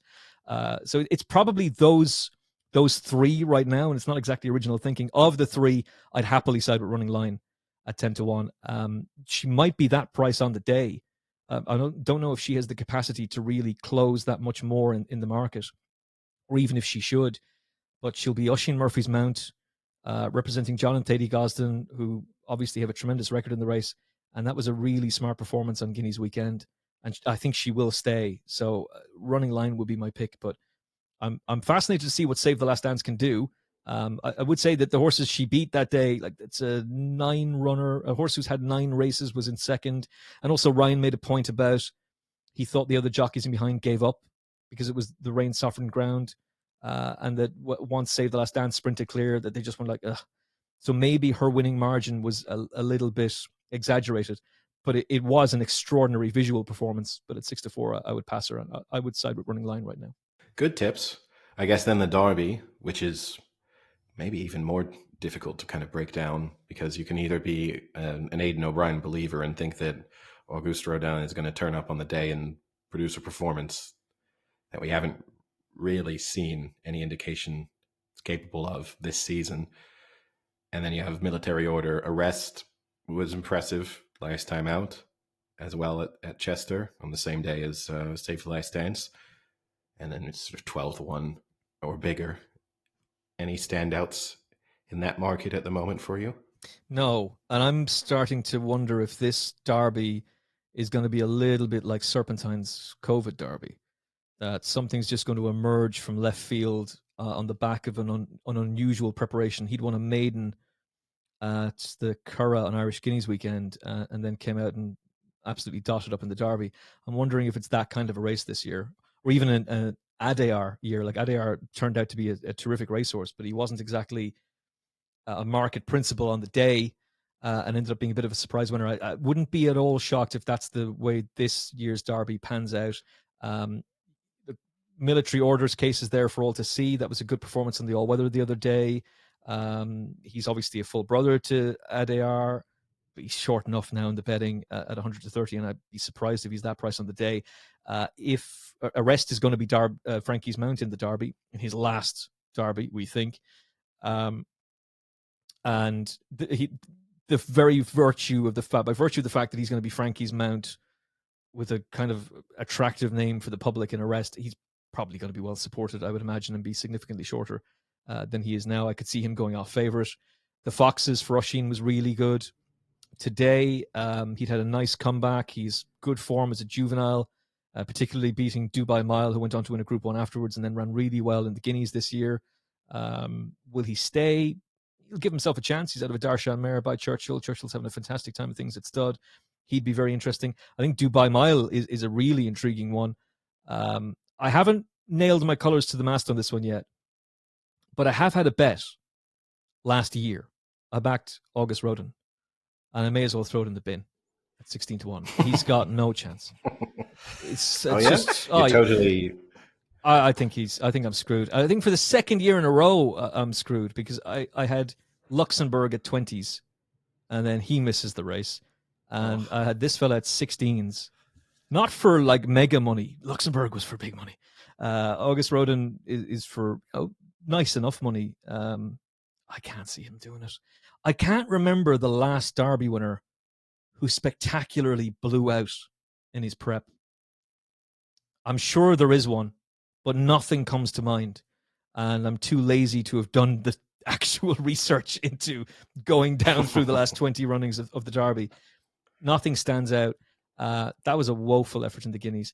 Now, on the plus side, it clearly was too bad to be true. He couldn't possibly have been right that day. There's no way that a horse who was a Group 1 winner last year and a Group 2 winner on Irish Champions Weekend went really, really good, and then goes to Doncaster and wins the Group 1 there, and a prestigious Group 1 in the style that he did on ground that they were concerned about him for. They almost took him out. There's absolutely no way that he would be beaten 22 lengths and that's as good as he is. So the positive side is the run was too bad to be true, and they backed the balls off him. He was backed into 13 to 8 favours in what was a red-hot Guineas. Like his stable companion, Little Big Bear, is a horse I have a lot of time for. I'd like to see him give another spin at a mile in the Irish Guineas, but it looks as though they're going to go straight to sprinting with him, and that's exciting. I'm a huge fan of Caldine's, and there was a lot of money for Caldine late on. Caldine went out to 8 to 1 and then came into 4s, I think, just before the off. And despite the weight of money for Caldine, I'm sure I've done 3 different pronunciations of that name at this point, August Rodin still goes off the 13 to 8 favourite. And oftentimes, particularly with Coolmore and Godolphin horses, when a horse goes off at an artificially short price, it's because they know that horse is going to run well. They know that horse is capable of some big things. And if it doesn't happen on that day, it will happen later.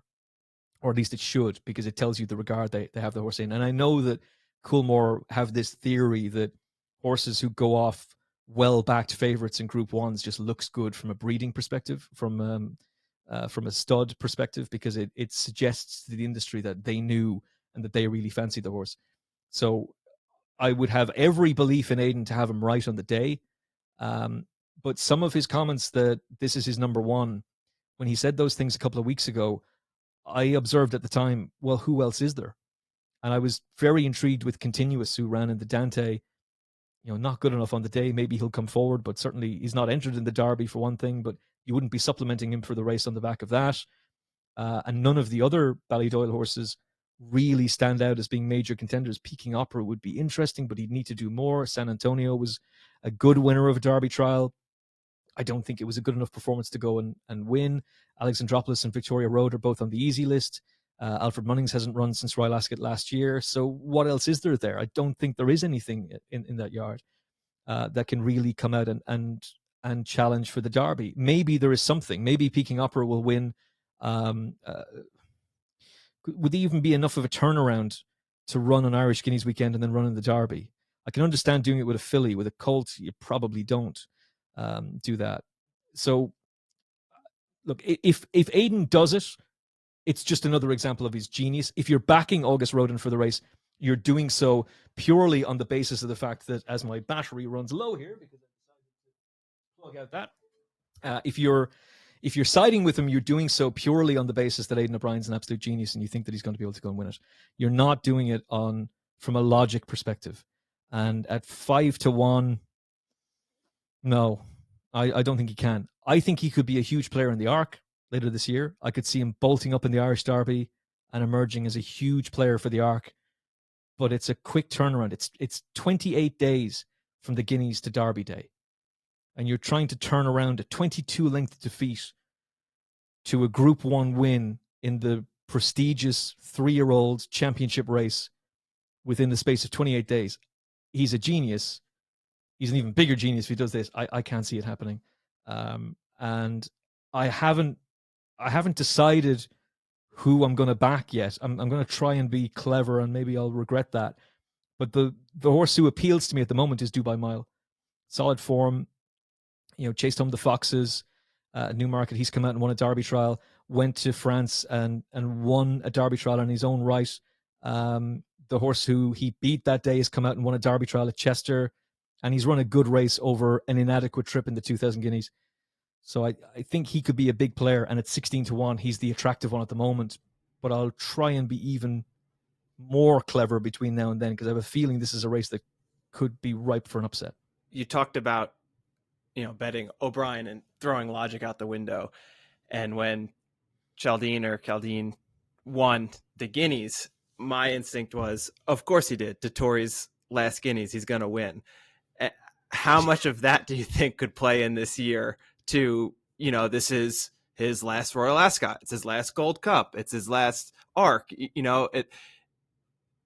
Is there any logic to that? Do you think that could at all play a factor where he goes into this knowing it's going to be his last fill in the blank for Group 1 race, and that you have to kind of keep that in mind?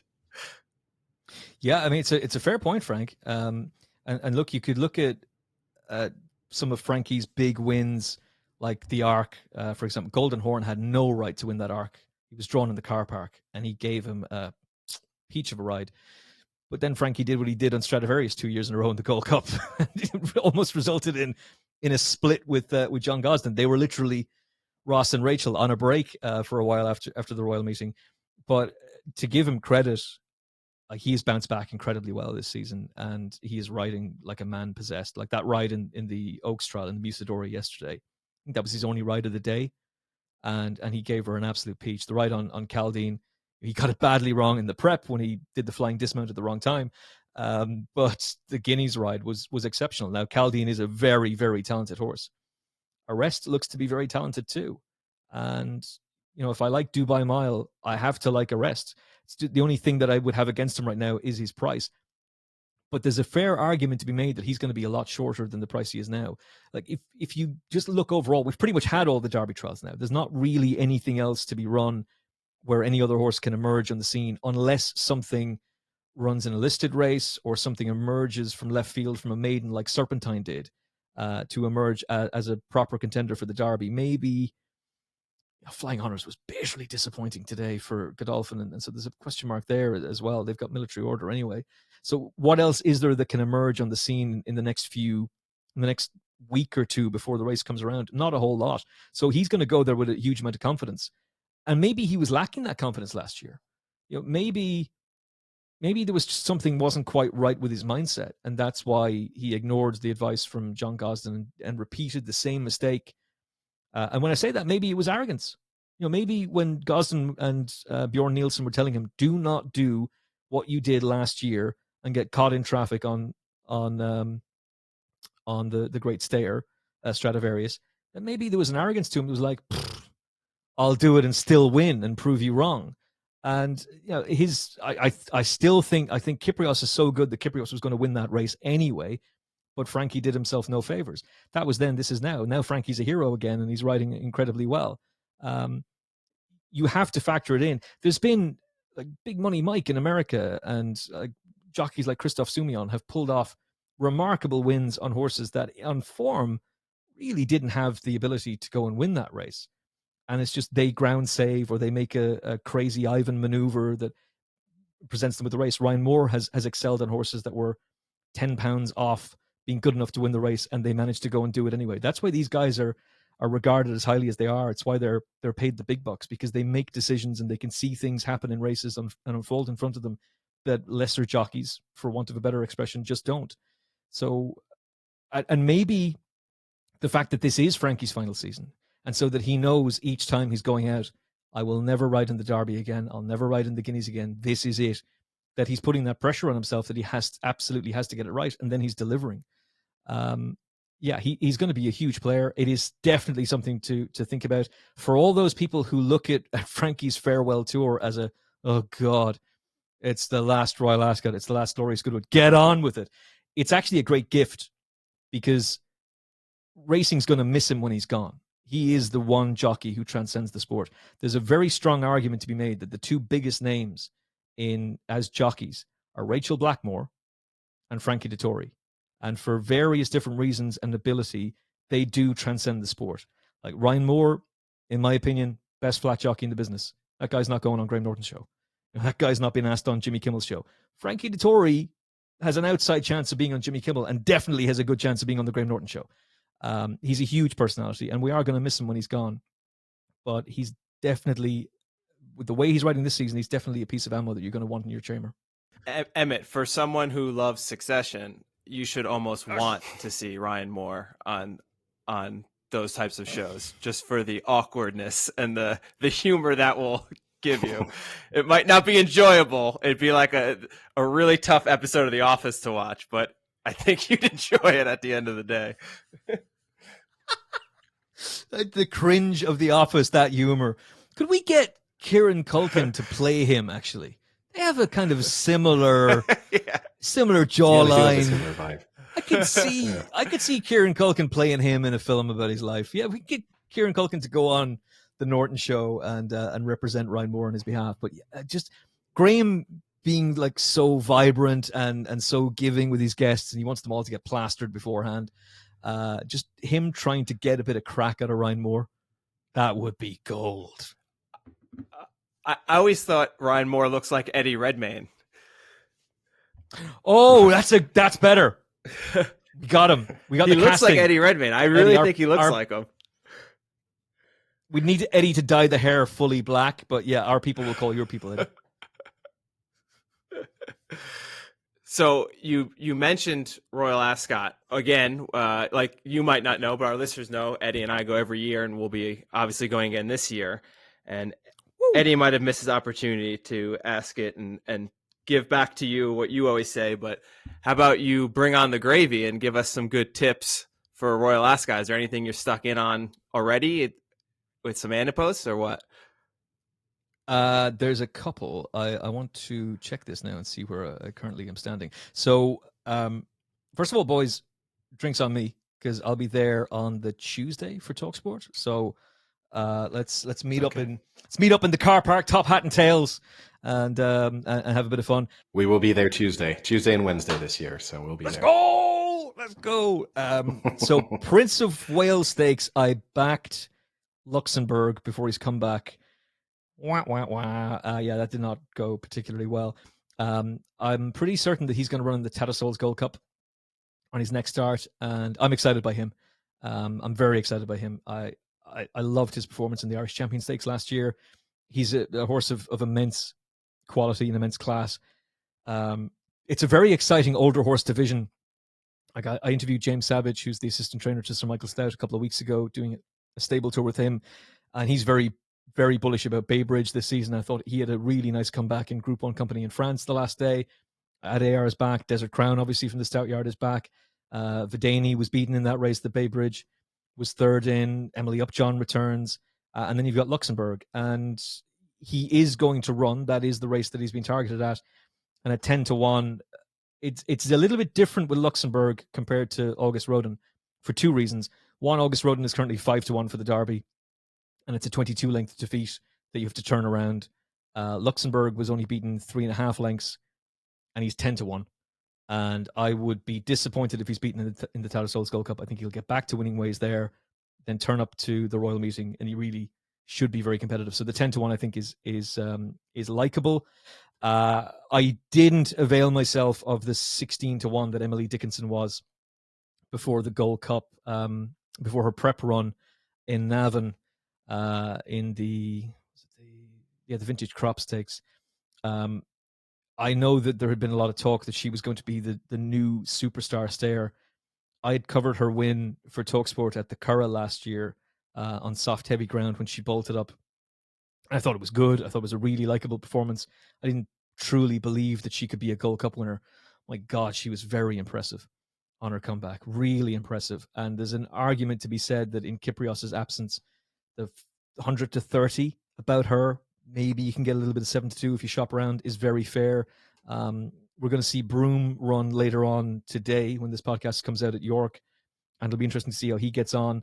That division has taken a real pounding with Kyprios being out and with Trushan just seemingly having fallen out of love with the game. You've got a former winner in Subjectivist who's coming back. You've got Eldar Alderov, who was a St. Leger winner last year. Coltrane, who won the race when Trushan bombed out the last day at Ascot.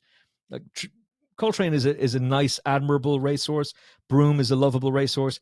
I think Emily Dickinson is going to murder that lot. It's ripe for something to come through that's unexposed, something that will stay strongly.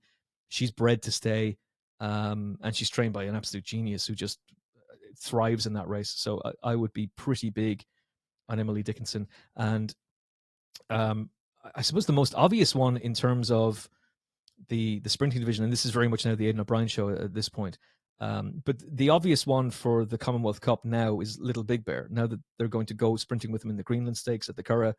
And then you would hope that he will be able to win that race and then emerge as a serious contender for Royal Ascot, which is, of course, a meeting he won at last year.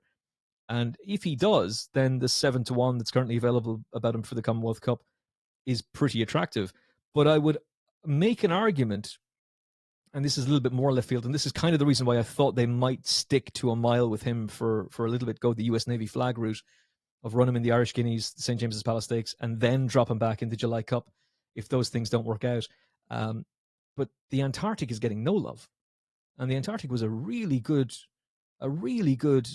juvenile last year. He kept chasing home his stable companion Blackbeard. Well, he's at Coolmore Stud now.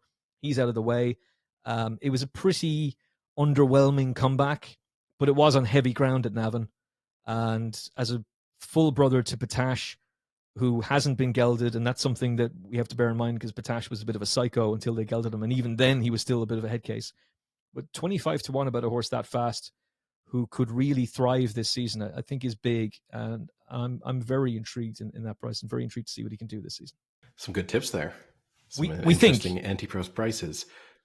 Yes, yeah, we never know. Well, at the moment they're all good tips. We'll have to see how they play out until the race actually goes off. They all look amazing, but I guess I'll get Frank. Obviously, you can have another question afterwards. But as my final question, over the course of this discussion, you've mentioned a number of different racing superstars, actual horses, not just the likes of Dettori and Moore and Rachel Blackmore. I am a big believer that the sport needs superstar horses consistently. It's hard to find, but the storylines around something like Baid generate interest from a wider audience and help attract a little bit more sort of attention to the sport. Do you have any predictions or feelings about what could be the next sort of big superstar in British and Irish racing, at least? Ooh, great question. I think in the context of this season, most people would have said at the beginning of it, August Rodin, and then what happened in the Guineas happened. But that mantle was then taken by Caldine. And there is a lot of potential there for him to do exceptionally well this season. He's not going to go to Ireland for the Irish 2000 Guineas. He goes straight to Royal Ascot for the St. James's Palace Stakes, and he really should win that. I don't know who's going to be in opposition on the day and who comes over from France, like the French 2000 Guineas winner. Will he be there? But even if he does come over, I think Caldine has his measure. I'd be disappointed if he was beaten in that race. And then you're on to Goodwood for the Sussex Stakes. In the older milering division, we're going to see the Lockinge this weekend. It's not a whole lot there that I'd be afraid of for him. And he'll get the weight for age allowance. So if he's won at Royal Ascot, he really should win the Sussex Stakes. You're then probably looking at the Juddmonte International. He won't stay a mile 4, but he could definitely stay 10 furlongs. And I had Oisin Murphy on the show a lot last year because he was suspended and he had time off. He's much more busy now. And he had made that point. He had said that 10 furlongs will be the maximum you go with them, but he would absolutely have the ability to stay. And he had been riding him out in work in the mornings. And if Frankie had gone to America for the Kentucky Derby, which he almost did, Oisin would have been on board in the 2000 Guineas. So it was in his interest that Frankie puckered off. But it's a little bit more special that Frankie's going to be on board because it will add to the narrative of Caldine. And so if he wins at Royal Ascot and then wins at Goodwood, and that's asking a lot, that's not going to be easy. But if he can do that and he's doing it with Frankie, then you've got an Andrew Balding trained horse ridden by Frankie in his farewell season going into a race that is the number one race, the highest rated race in the world, and that the owners sponsor, the Juddmonte International. And that would be a huge story. And then after that, you're looking for the Baid story. Now, he won't be unbeaten because he was beaten on his debut, and obviously what happened in the Greenham happened, and there's no one doing that.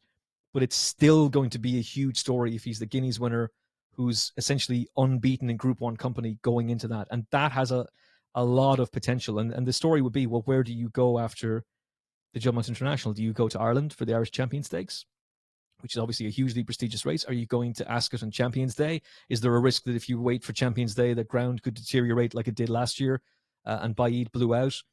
Would you go to America, for example? Could you go over for the Breeders' Cup Mile? I think Frankie would probably push for that. And it seems as though the Breeders' Cup could be his farewell story. So he's the one horse. There's a lot of horses who could do exceptionally well, but I think he's the one horse that has the real potential to properly take off and to really explode. And a lot of that has to do with his trainer, who's so eloquent and a real gentleman. But the big story is going to be Frankie. It's Frankie's final season. It's Frankie's farewell. And it's him and Caldine. And he's a Group 1 winning juvenile who's now a classic winner. There's a lot of potential there with him. So I'd hang my hat on Caldine to hopefully go unbeaten for the rest of the season. And I think he can.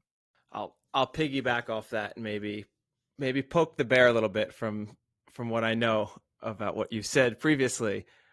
All said and done, who was the better horse, Baid or Flightline?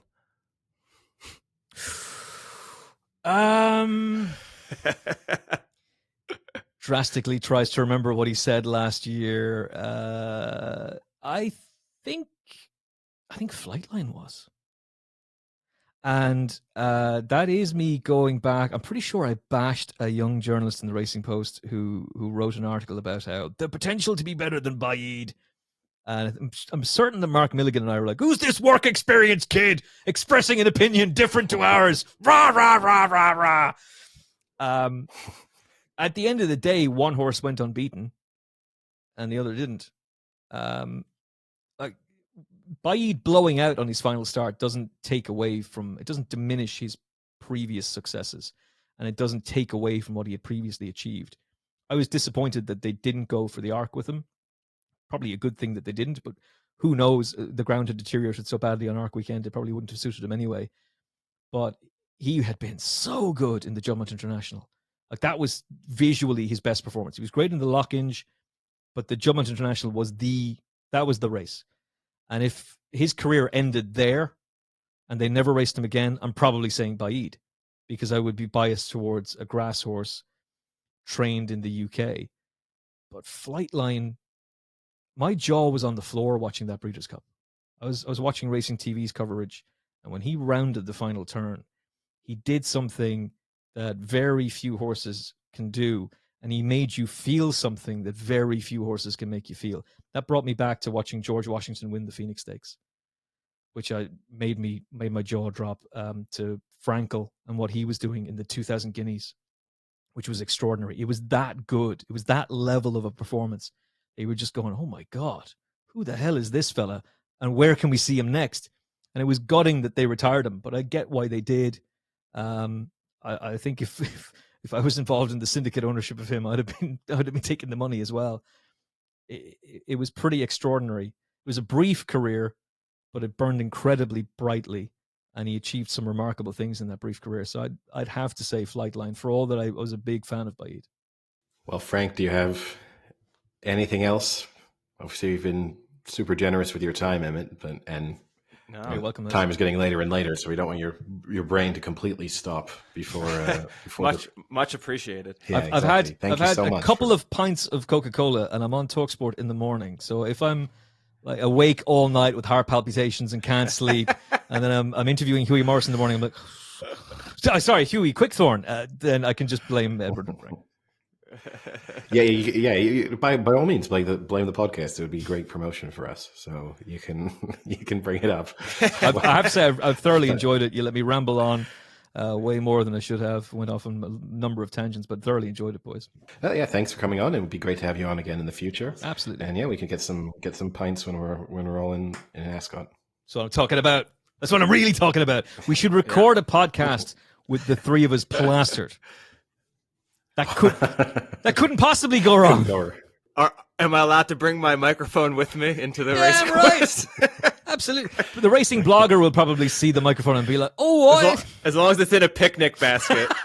The racing blogger is not a fan of us, so we. He's no fan of mine either, so I wouldn't. I'm sure you're not losing any sleep over it. No, it's okay. He's not exactly our style, I don't think. But no, yeah, he's not our biggest fan. Listen, good luck to the guy. Well done to him. Like, he has his style and he does his thing, but no, thanks. And it attracts a different type of audience to racing, so it's probably good for the sport. But it's not. I think, to be fair to him, I don't follow his stuff, but I think he's cut out the I'm putting $5,000 on Tiger Roll or even money in the cross country chase nonsense. I think because that's not healthy. That's not good for the sport, and especially when the horse loses. But irrespective, even if he'd won, that's not a good look. Just don't be doing that stuff. And I think he has cut that shit out. So, fair play to him in that regard. Yeah, and some of it, the ARC video was entertaining in its own way. He does things. To be fair to him, he does things on social media and does interviews that I couldn't possibly do.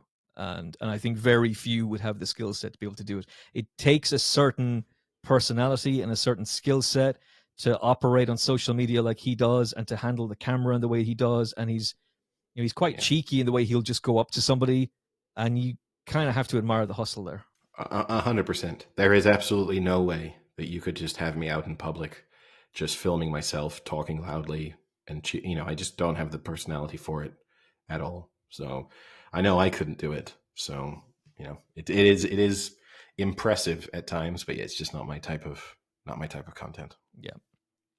We respect the hustle, but anyway. but no thanks. Yeah. We can sign off with one final shot at the racing blogger. And thank you so much, Emmett. Thank you, boys. Thanks for having me on. Really enjoyed it. Thank you.